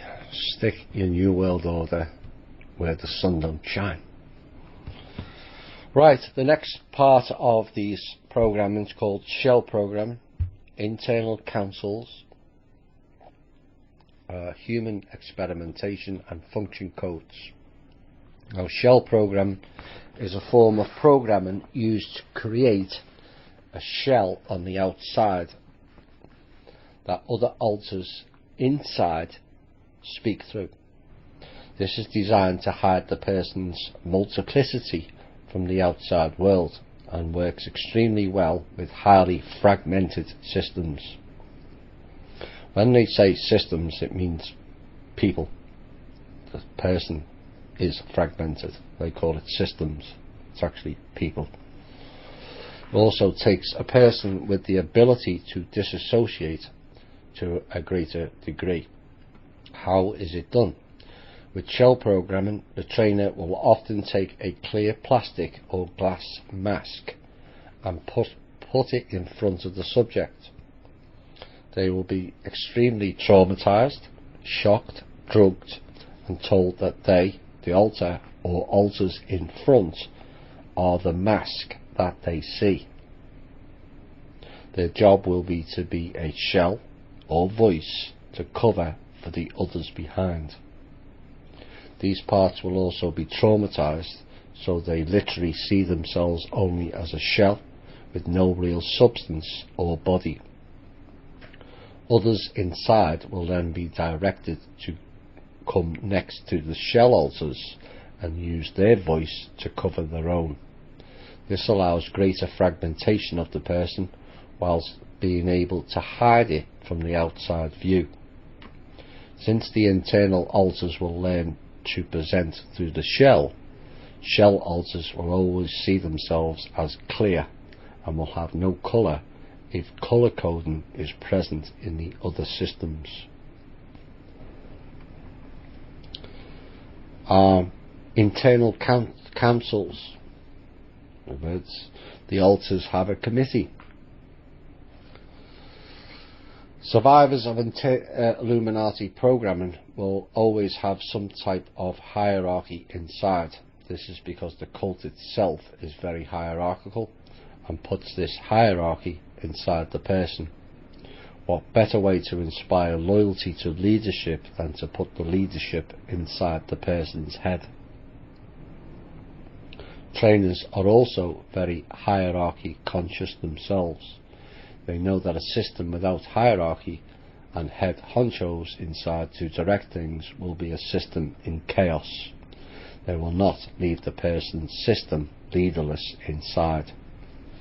Many trainers will put themselves in the person over the internal programmers or trainers. This is because they are egotistical and also because it uses a well-known phenomenon of human nature. People tend to internalize their abusers. This is what we speak of on the Thursday shows about dealing with the shadow sides.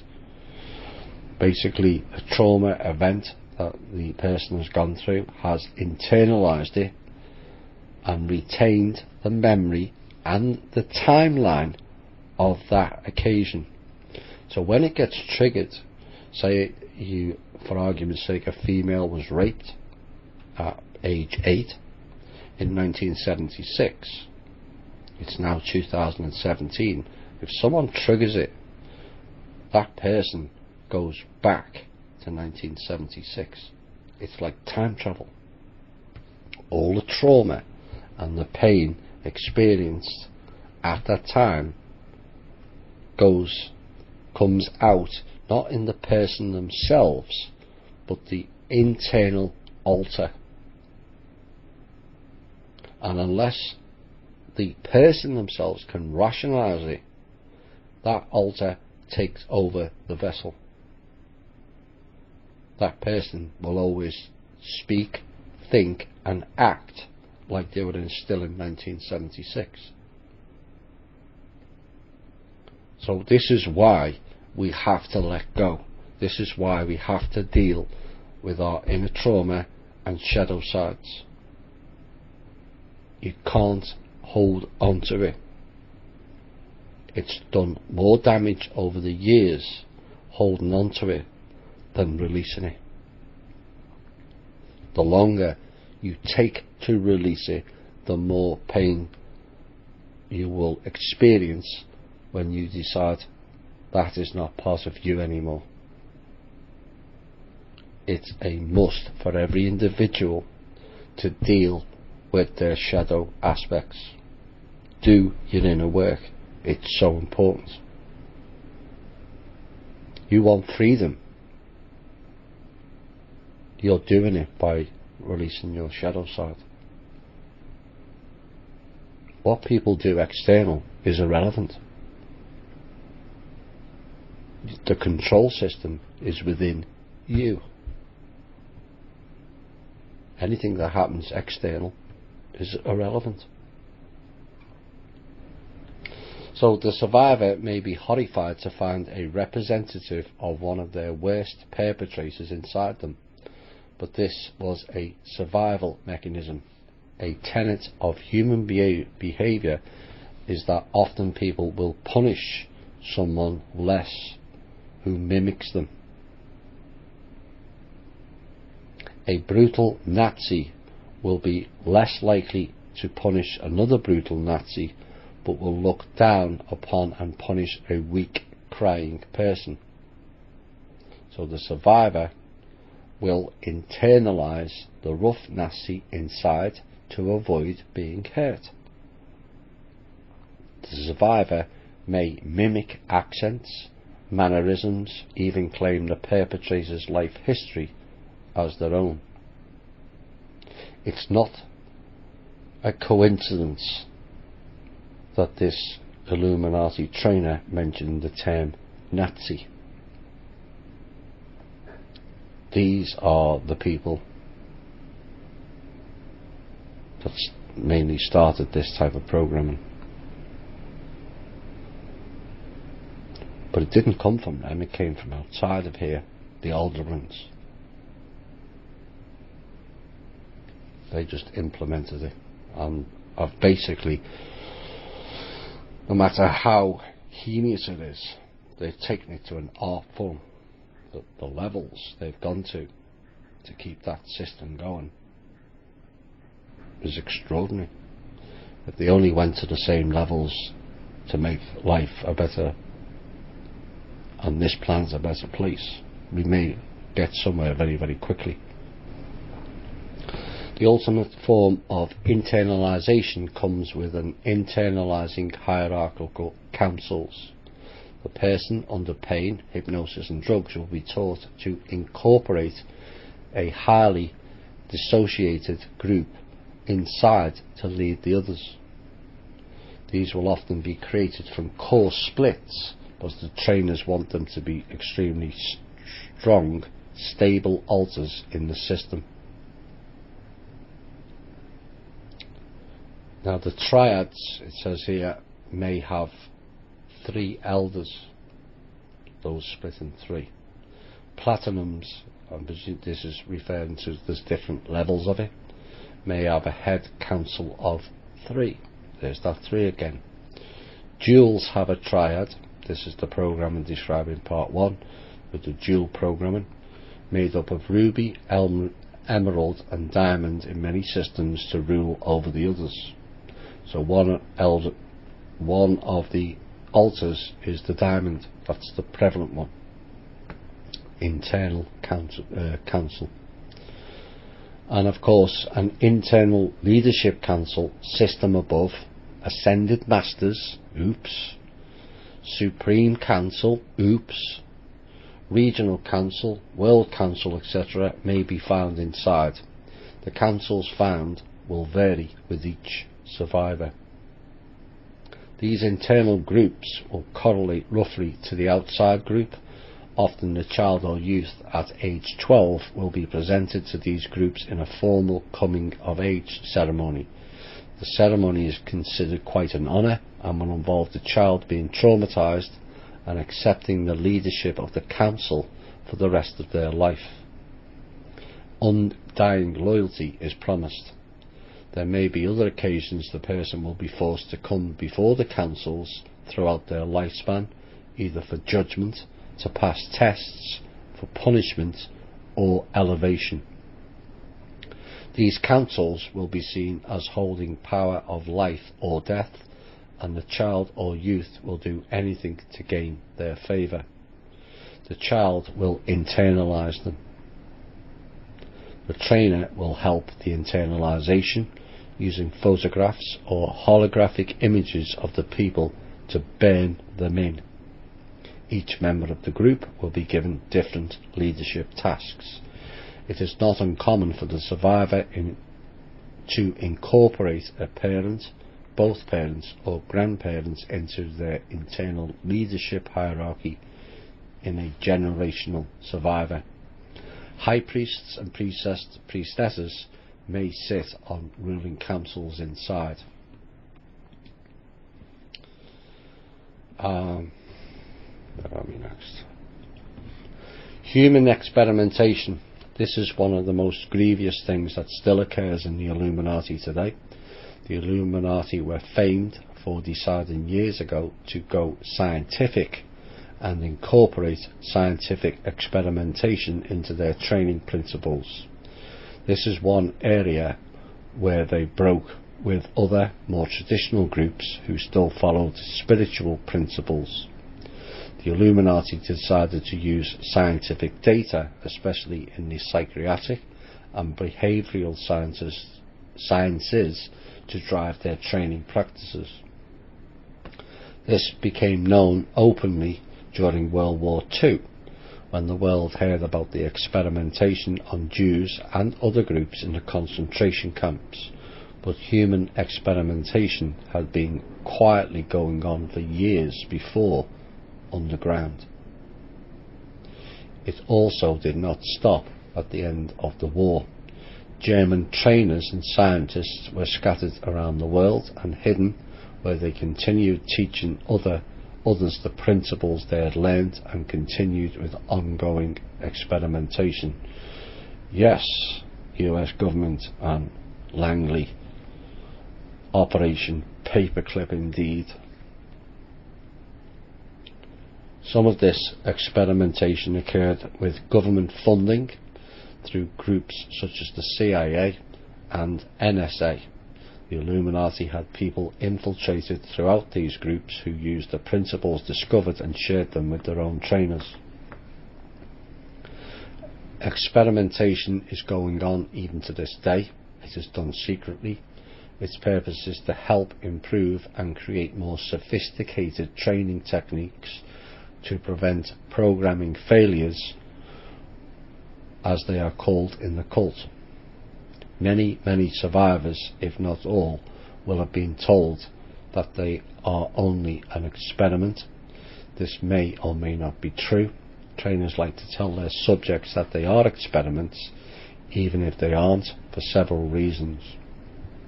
One, it creates immense fear and helplessness in the subject.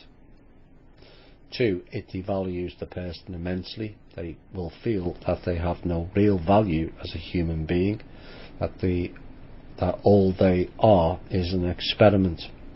Someone who feels devalued doesn't care and will be willing to do things they wouldn't if they had or felt some value. Three, it gives the trainer added power, as they are the one who can begin or stop the experiment. Almost always when the person is told that they are an experiment, it isn't really true.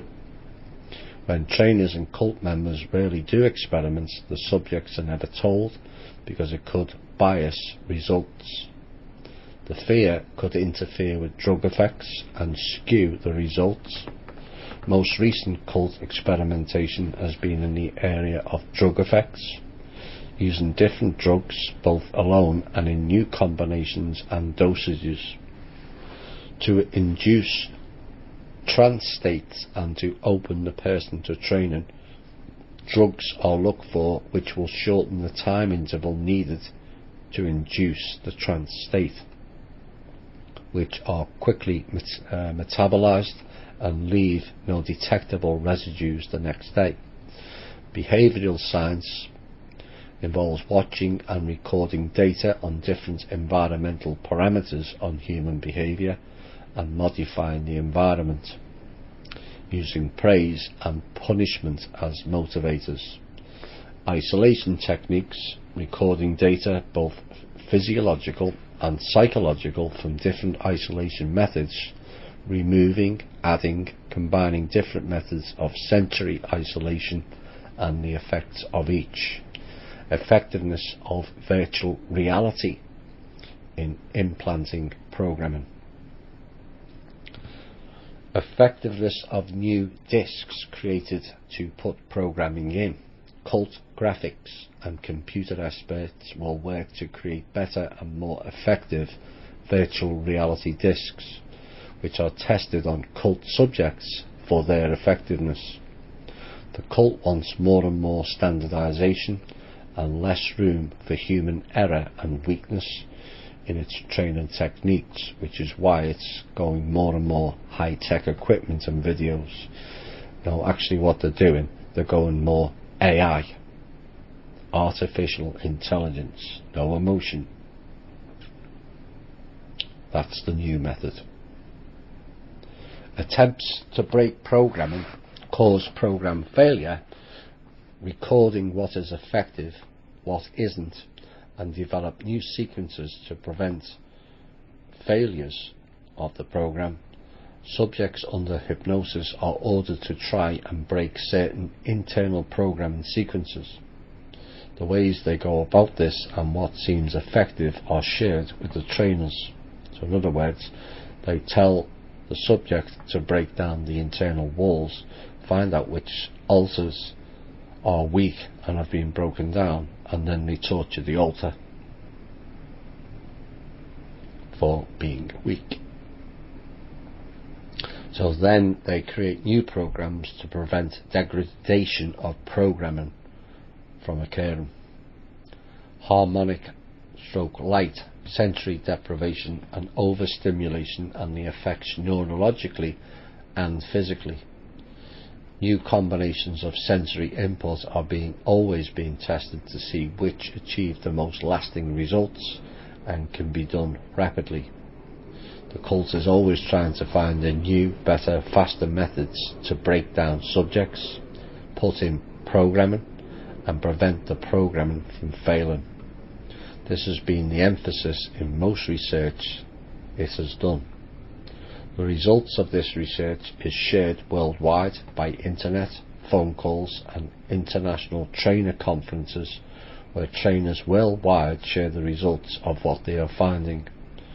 New techniques are incorporated by other groups which are eager to find out what has been discovered. Function codes.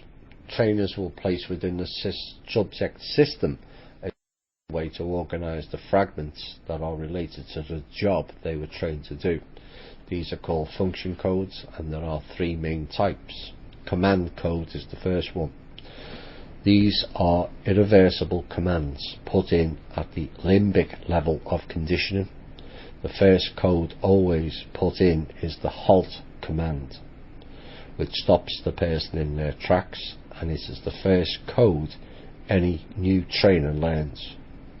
This will stop the subject from assassinating their trainer if they have MK Ultra or other assassin training in place. Other command codes include system destruct codes, i.e. suicide, shatter codes, which basically smashes the brain into smithereens, erasure codes and anti-suicide codes. Access codes are the next one. These are specialized codes often coded into short messages or numerical codes that allow access into the person's system. A trainer will always begin a session by repeating the person's personal complete access code, which will allow authorized entry into the system without setting off booby traps and internal protectors. These codes may also depend and be set upon sight recognition and voice recognition of the person giving the codes. In other words, the system will respond to the codes only if a person who appears to be an authorized person, such as the person's trainer. This is to prevent unauthorized access or using of the person by others outside of the person's local cult group. Function codes. These are the job codes or work codes within the system. Often several will be coded to link together to perform a task. These are usually a letter, such as a Greek alphabet letter, alpha, omega, etc., combined with a numeric sequence that corresponds to their place on the internal grid or landscape.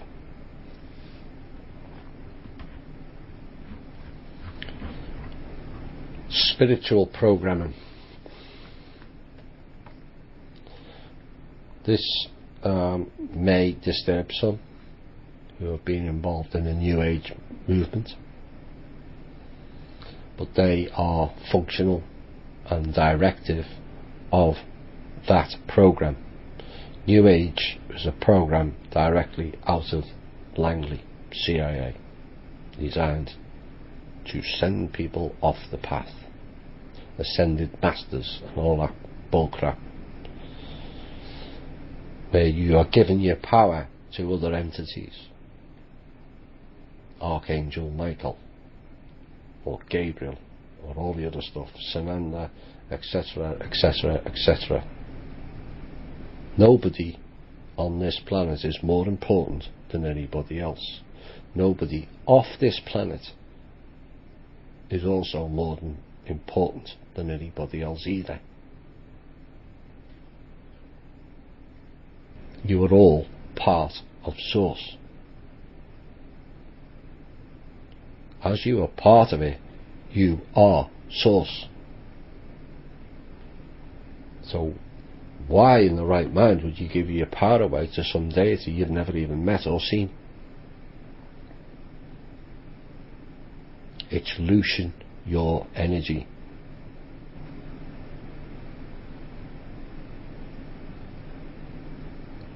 Many people confess to speaking to Archangel Michael or Yahweh. No, you're not. You're speaking to the AI program, the Greys, or the Mantids. They're the clever ones with the tech. You're being duped because people have this inbuilt structure that they're elevating themselves of importance, because you don't realise you're already important. That's the sadness of it. You don't have to be some name, title, king, queen. It's all an illusion. You're important and special than anybody. So why do you need titles?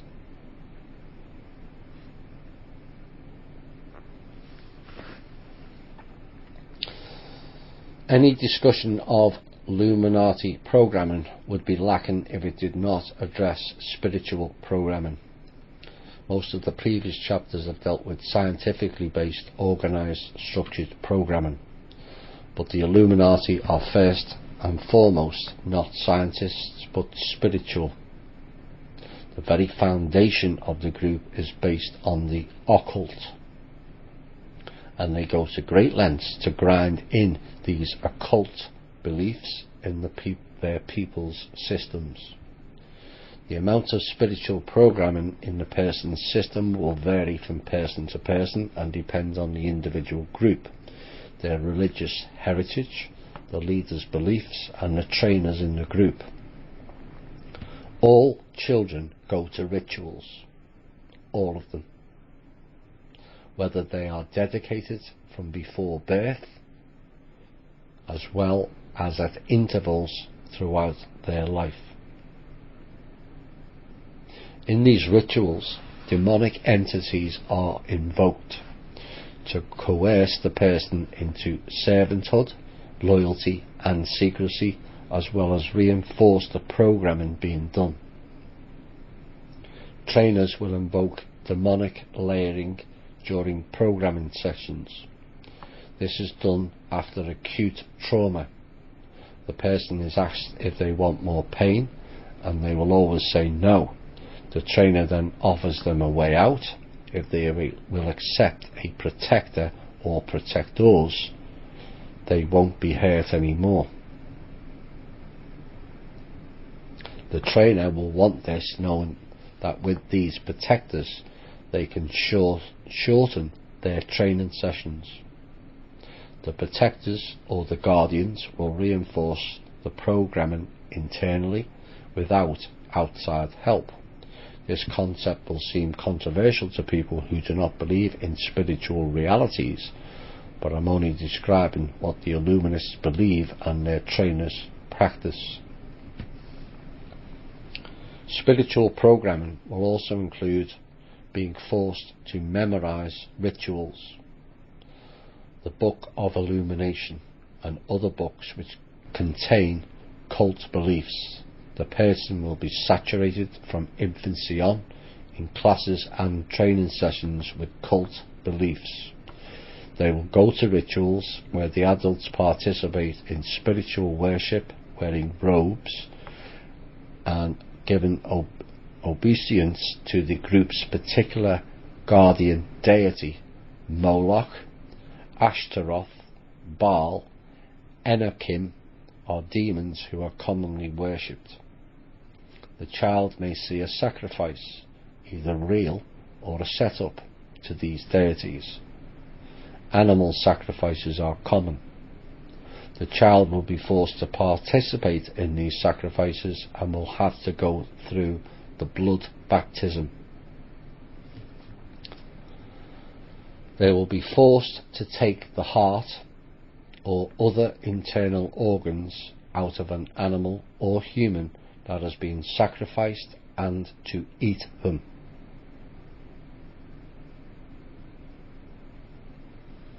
The adults and the leaders of the group will place their hands on the child's head while it's drugged and invoke demonic entities. One ritual, which is actually programming in its resuscitation ritual. In this ritual, the child may be heavily drugged, shocked, or tortured to the point that his heart or her heart may stop. The head priest will then resuscitate the child using drugs, CPR, and incantations. When the child comes back and is awake, he or she will be told that they were brought back to life by the demonic entity that the group worships, and that now the child owes their life to the demonic entity. They are told that if they ever tell or try to get the demon to leave, they will return to the lifeless state they were in prior to resuscitation. Spiritual healings, in inverted commas, or quote, due to the demonic are also common. Injuries caused by torture or programming sessions or even military exercises will be healed almost instantaneously during invocations. Dual programming will often have demons loyal to the generational family spirits layered in. These are called the family jewels. The demons guard them and help protect the programming surrounding them. In a sense, every ritual that a young child is part of is an intense programming experience, as the child observes the adults around them and imitates their behaviour.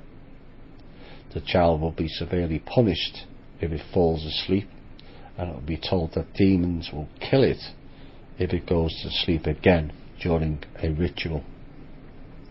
They are taught to be completely silent, no matter what they witness during the rituals.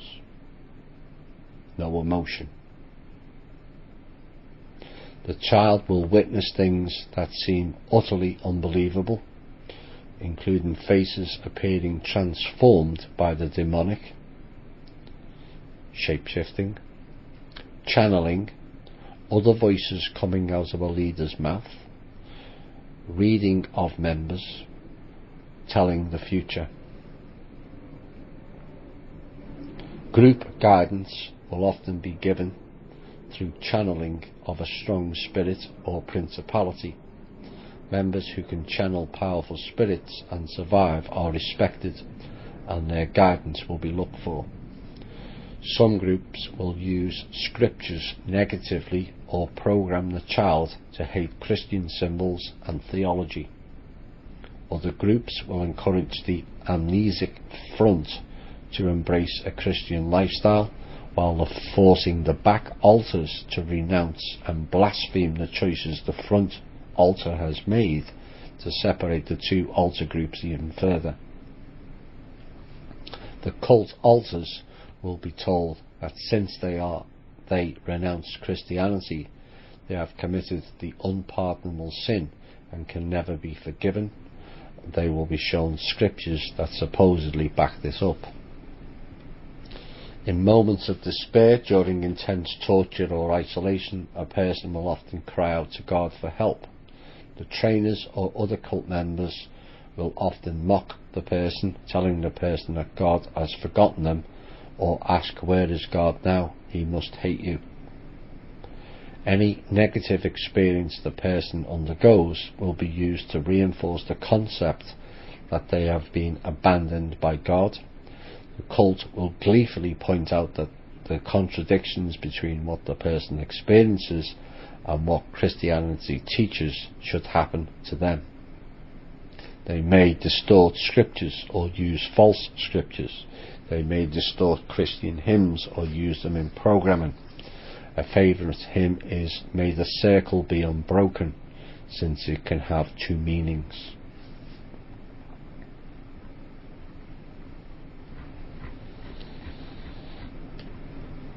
Core splits, denial programming, the last 5 steps of discipline, virtual reality programming.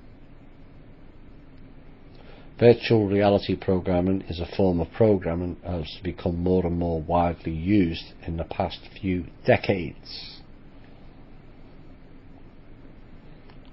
It involves the person being placed in VR headsets and a suit, while a cult-created VR disc is used to run the program. It can be used to create 3D and holographic images, and is especially useful in scripted programming and target practice sequences for assassin training. Under hypnosis, the person will really believe they are actually in the scene. Virtually any scenario can be recreated. Images that can be burnt into the brain will be shown on the VR disc and reinforced repetitively during the programming sequence. Some trainers feel it removes the element of human error in training, and use it quite extensively. Virtual reality programming, like any other, means going inside and finding out the distortions that were placed in the parts that went through the programming, allowing them to see how they were deceived and dealing with the trauma associated with the programming. Denial programming begins with the first experiences the infant goes through in life. The child has been horrendously wounded and traumatized, yet the next morning the adults around them are acting normally as if nothing had happened. They are modelling a lifestyle of denial for the infant and young child.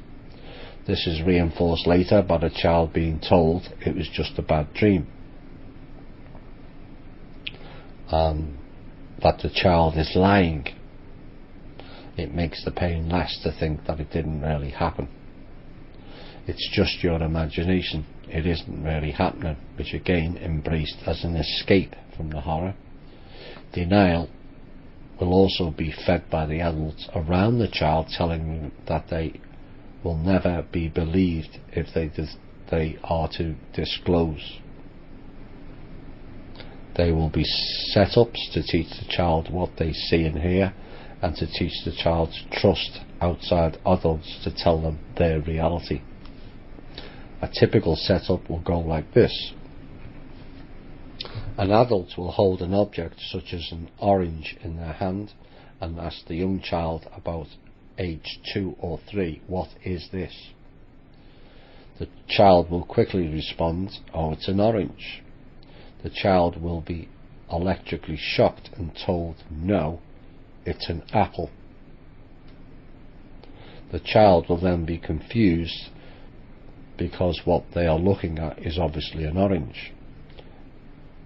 It is the colour orange. It smells like an orange. It looks like an orange. And the question will be repeated. The child may answer again, "It's an orange," and will be electric shocked again. Finally, the child, unsure, not wanting to be shocked again, will say, "It's an apple," and will be praised. The purpose of this exercise is to teach the child not to trust their own reality and look to outside adults or leaders to tell them what reality really is. That is the basis of denial. The person learns not to trust their own reality because of punishment and fear when they have spoken the truth. Altars will be created as the child grows, whose purpose is to deny the cult abuse.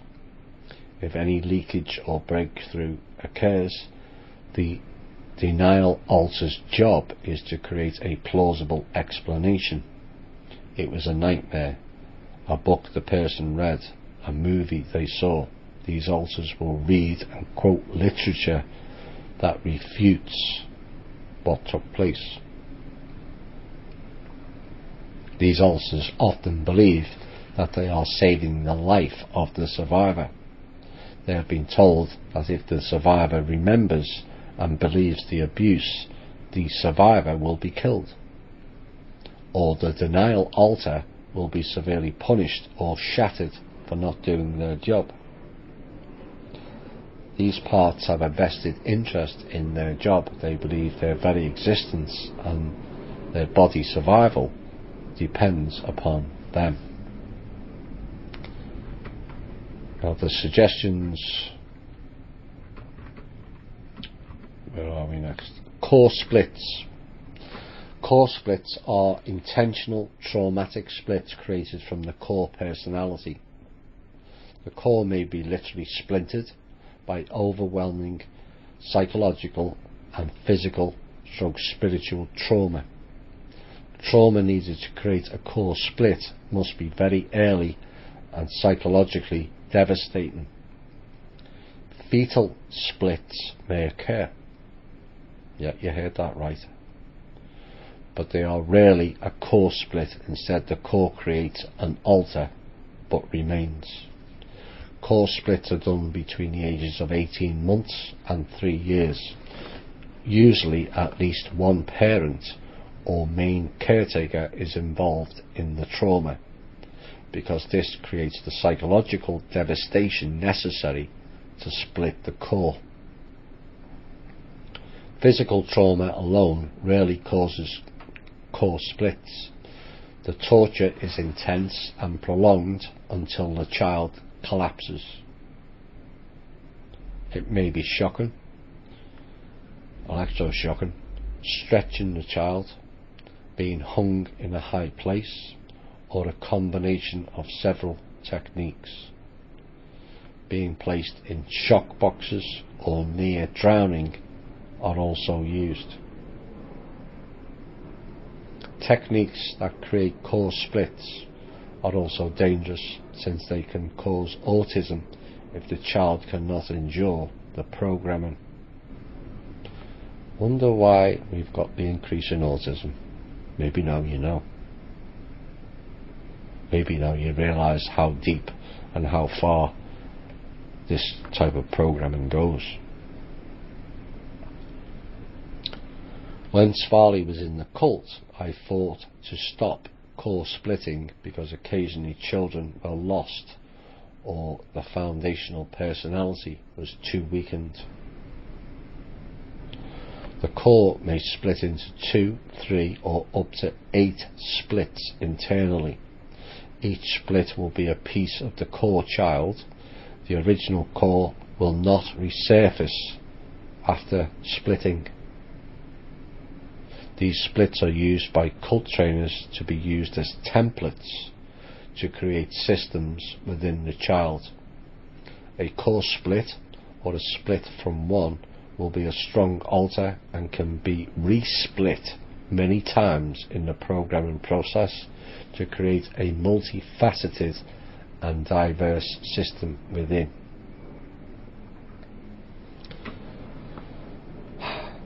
Steps of discipline. Thankfully we're getting near to the end of this now. Step 7, not caring. This step will take the child further into a perpetrator role.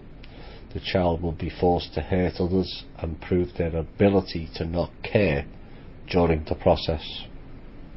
Step 8, time travel.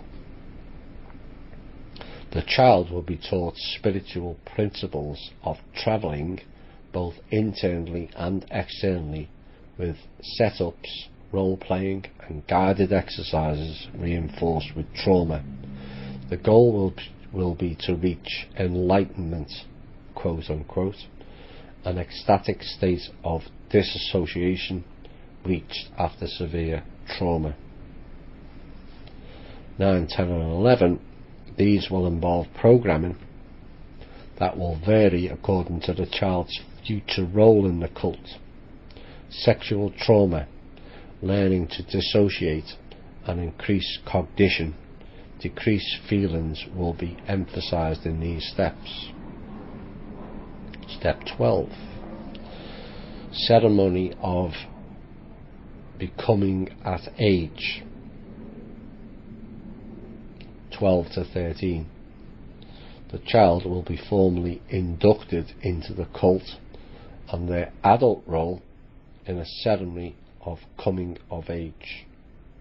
They will prove this ability by performing the role or job they have been training for to the satisfaction of the trainers and leaders by undergoing a special induction ceremony.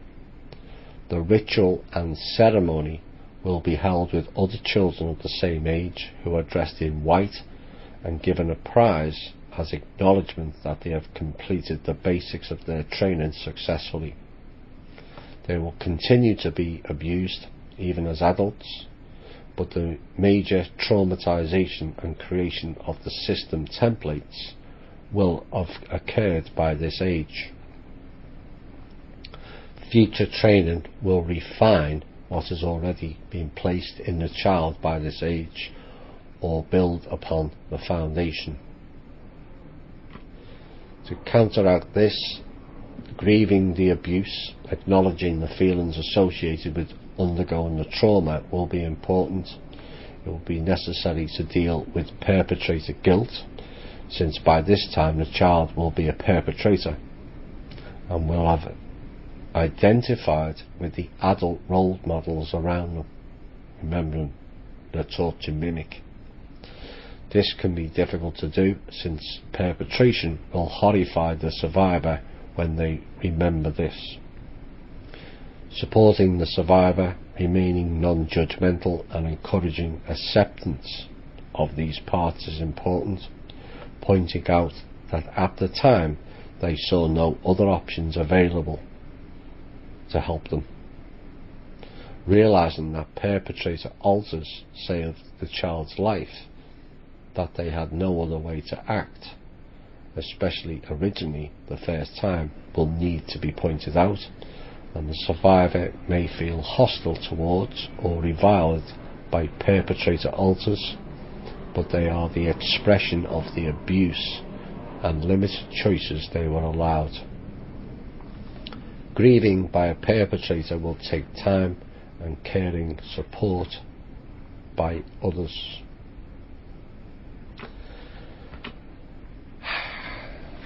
That completes the narrative put forward very bravely by the person known as Svarley.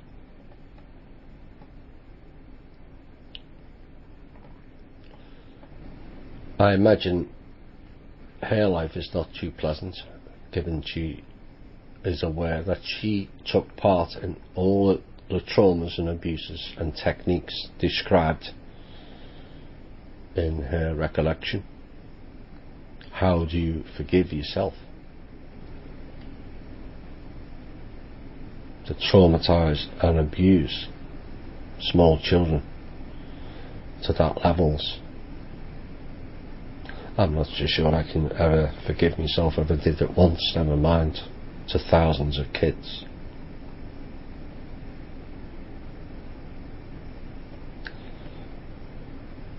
But the reality in life is we all make mistakes. We all go down wrong paths. We all have a choice, and we all have it within us to be good or be evil.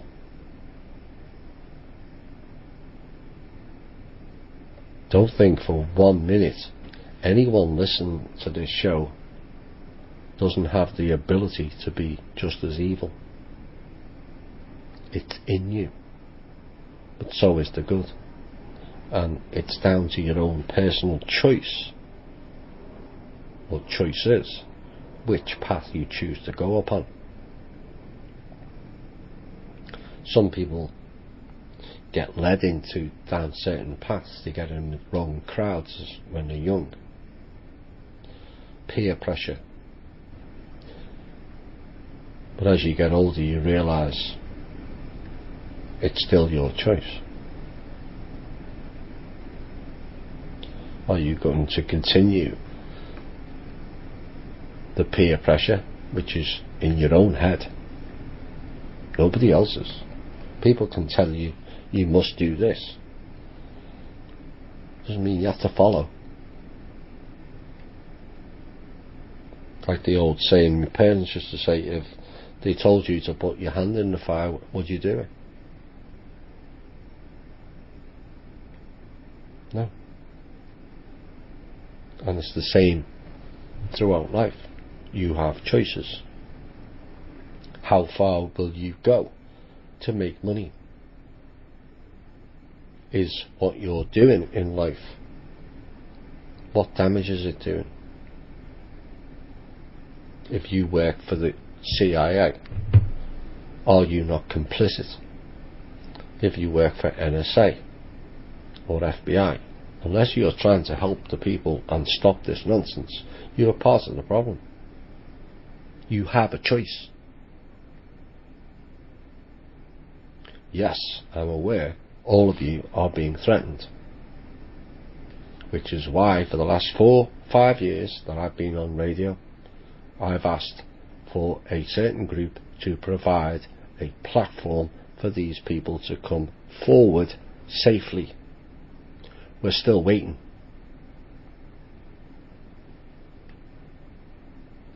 You can't come forward in one or twos. They pick you off. They take you out.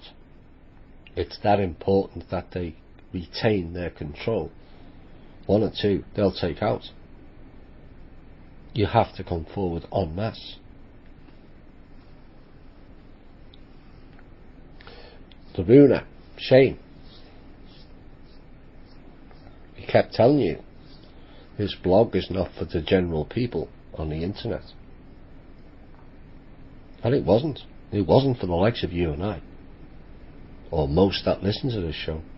That blog was to appeal to the program people,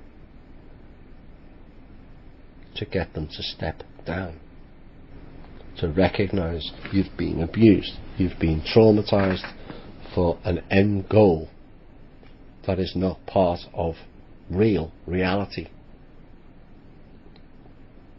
And it's not easy. They think everything they do is real and is also beneficial to humanity.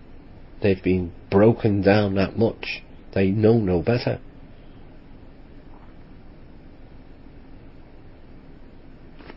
Does that make them evil?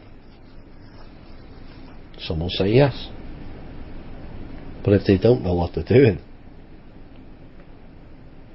and there's altered versions of themselves that the host has no idea is controlling them, what chance do they have?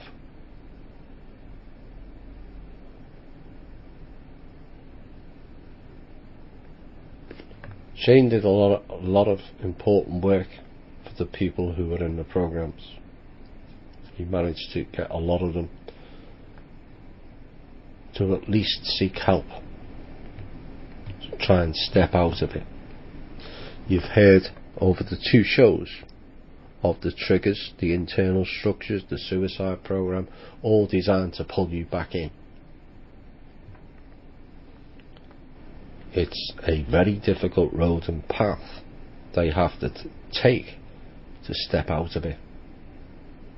There's no easy passes.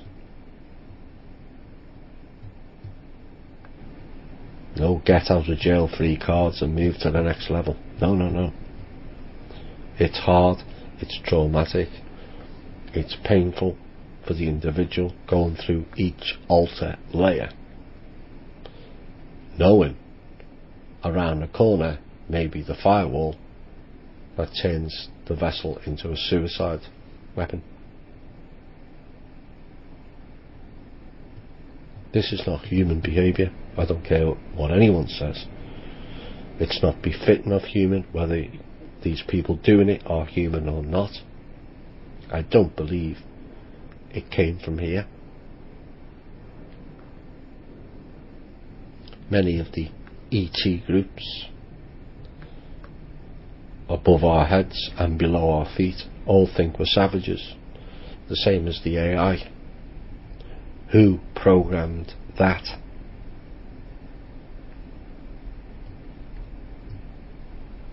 That humanity is just there for slave trading,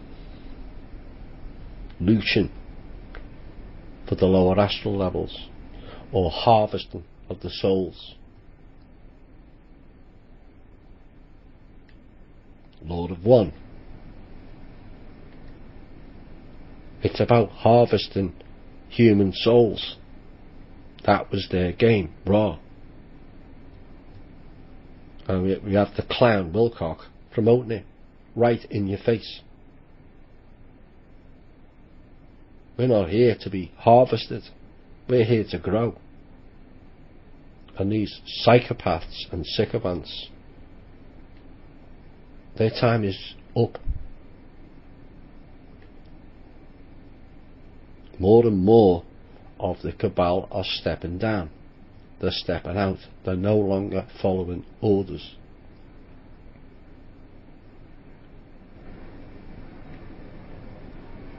The whole control system is collapsing. People may argue, no, it's not, life's still the same. You haven't got perspective of what life has been like, is why. You might think your life's hard because you're out of a job, or you're in debt, whatever. You haven't got the latest car or the latest phone. There's 40% of the planet who haven't even got clean water. There's 65% living in poverty. You should be thankful that you've got food on the table. You've got a roof over your head, some semblance of clean water, and you're not being drugged, tortured, electric shocked into following a narrative.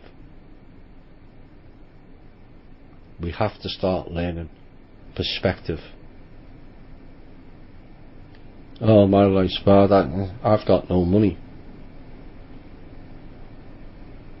What would you like? $1 million and be tortured like the Illuminati members? There's your alternative. They get plenty of money. all fancy titles that suck up to the ego. Is that what you'd want to go through?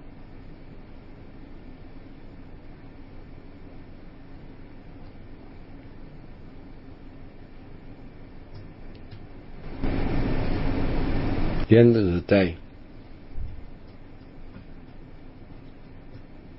in this life, all we have is ourselves, and how we can be the best for ourselves. And do you find enough compassion and courage and empathy within yourself to then go and help others?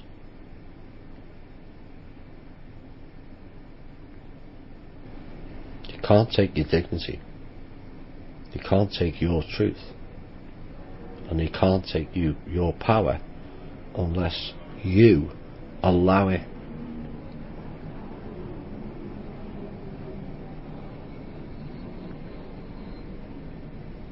Look at the depths they go to being in control. Look at the many thousands of years it's been in control. Look at what we've done in the last 5 to 10 years. Draco, gone.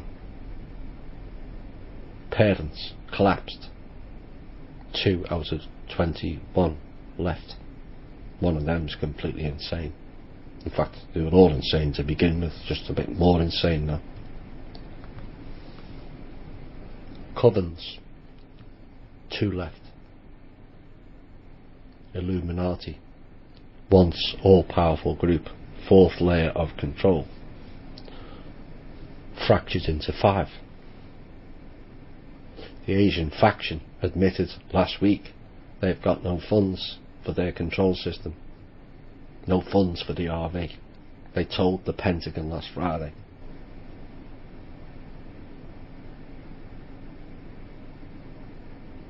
The Jesuits fading fast, despite what others say, because the Jesuits are being infiltrated by all the other groups via the Vatican. When you consider the last Pope before this one was a Nazi, out and out Nazi.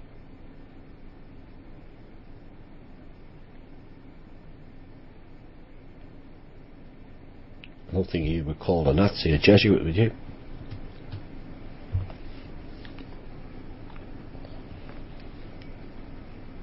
The Vatican were turning on the Knights of Malta, another one of their control systems. But some of the people in the Knights of Malta decided to help some of the people. Oops. Going against church policy. Well, they can go and F their church policy, because their policies have been one of the most damaging things ever to humanity. And I'm sorry if that upsets Roman Catholics. It is what it is. You can't idly sit by and listen to them abuse children left, right and centre, day in, day out, on every continent, and ignore it because it's God's way. What utter bullshittery that is. That's the illusion again.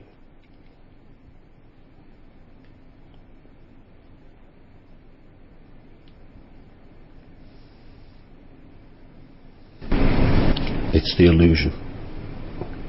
But their illusion of world domination is collapsing around their ears. The financial aspect, which is so important to them, not as much as power, but with money, lots of money, you can gain power rather easily or more quickly, because you can buy people off. Politicians, news people, journalists, alternative media people, you all know who I'm referring to. There's enough of them in it. Bought and paid for by the cabal.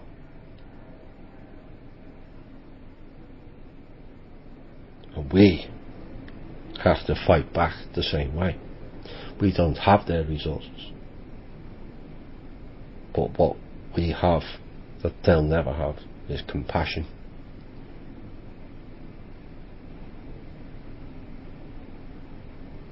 They'll never have what we've got.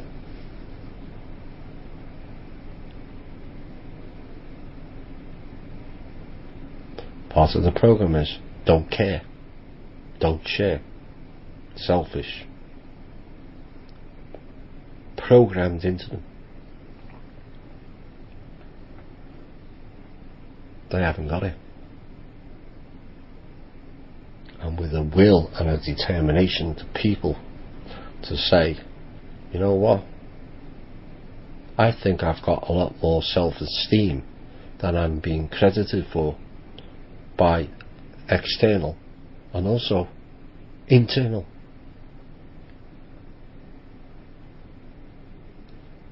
The idea that you're just little old me with no power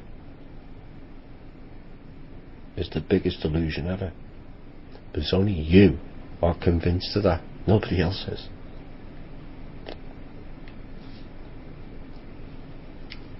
Break out of your own programming. You don't have to be in the Illuminati or part of the cult. The TV's done enough. Trump will save us. Yeah, right. No. ETs will save us. Yeah, right. We're still waiting. Politicians will save us. No, they won't. What we have left that will save us is each other.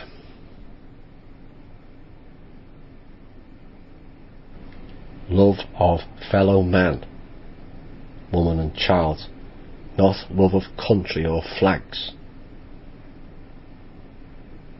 That's what puts you outside of yourself and outside of each other. A lasting, bonding, loving, caring relationship between all of us. They can't break that because they haven't got it. That's the way forward. Not everything's love and light. Can't be. It's all about balance. But we have to show them in a better way than they've shown us how to run this planet and the people and plants and the trees and the mammals contained on it. I think we've all got that ability in the Awake group, and all of us should come together.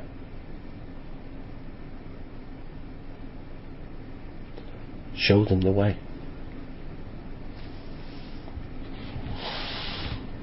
Right. To the Illuminati. To the people who have undergone this type of torture. We're here when you need us. Don't wait too long. And remember, nobody ever needs to walk alone. My name is Thomas Williams. This has been Illuminati 2. Bye for now. When you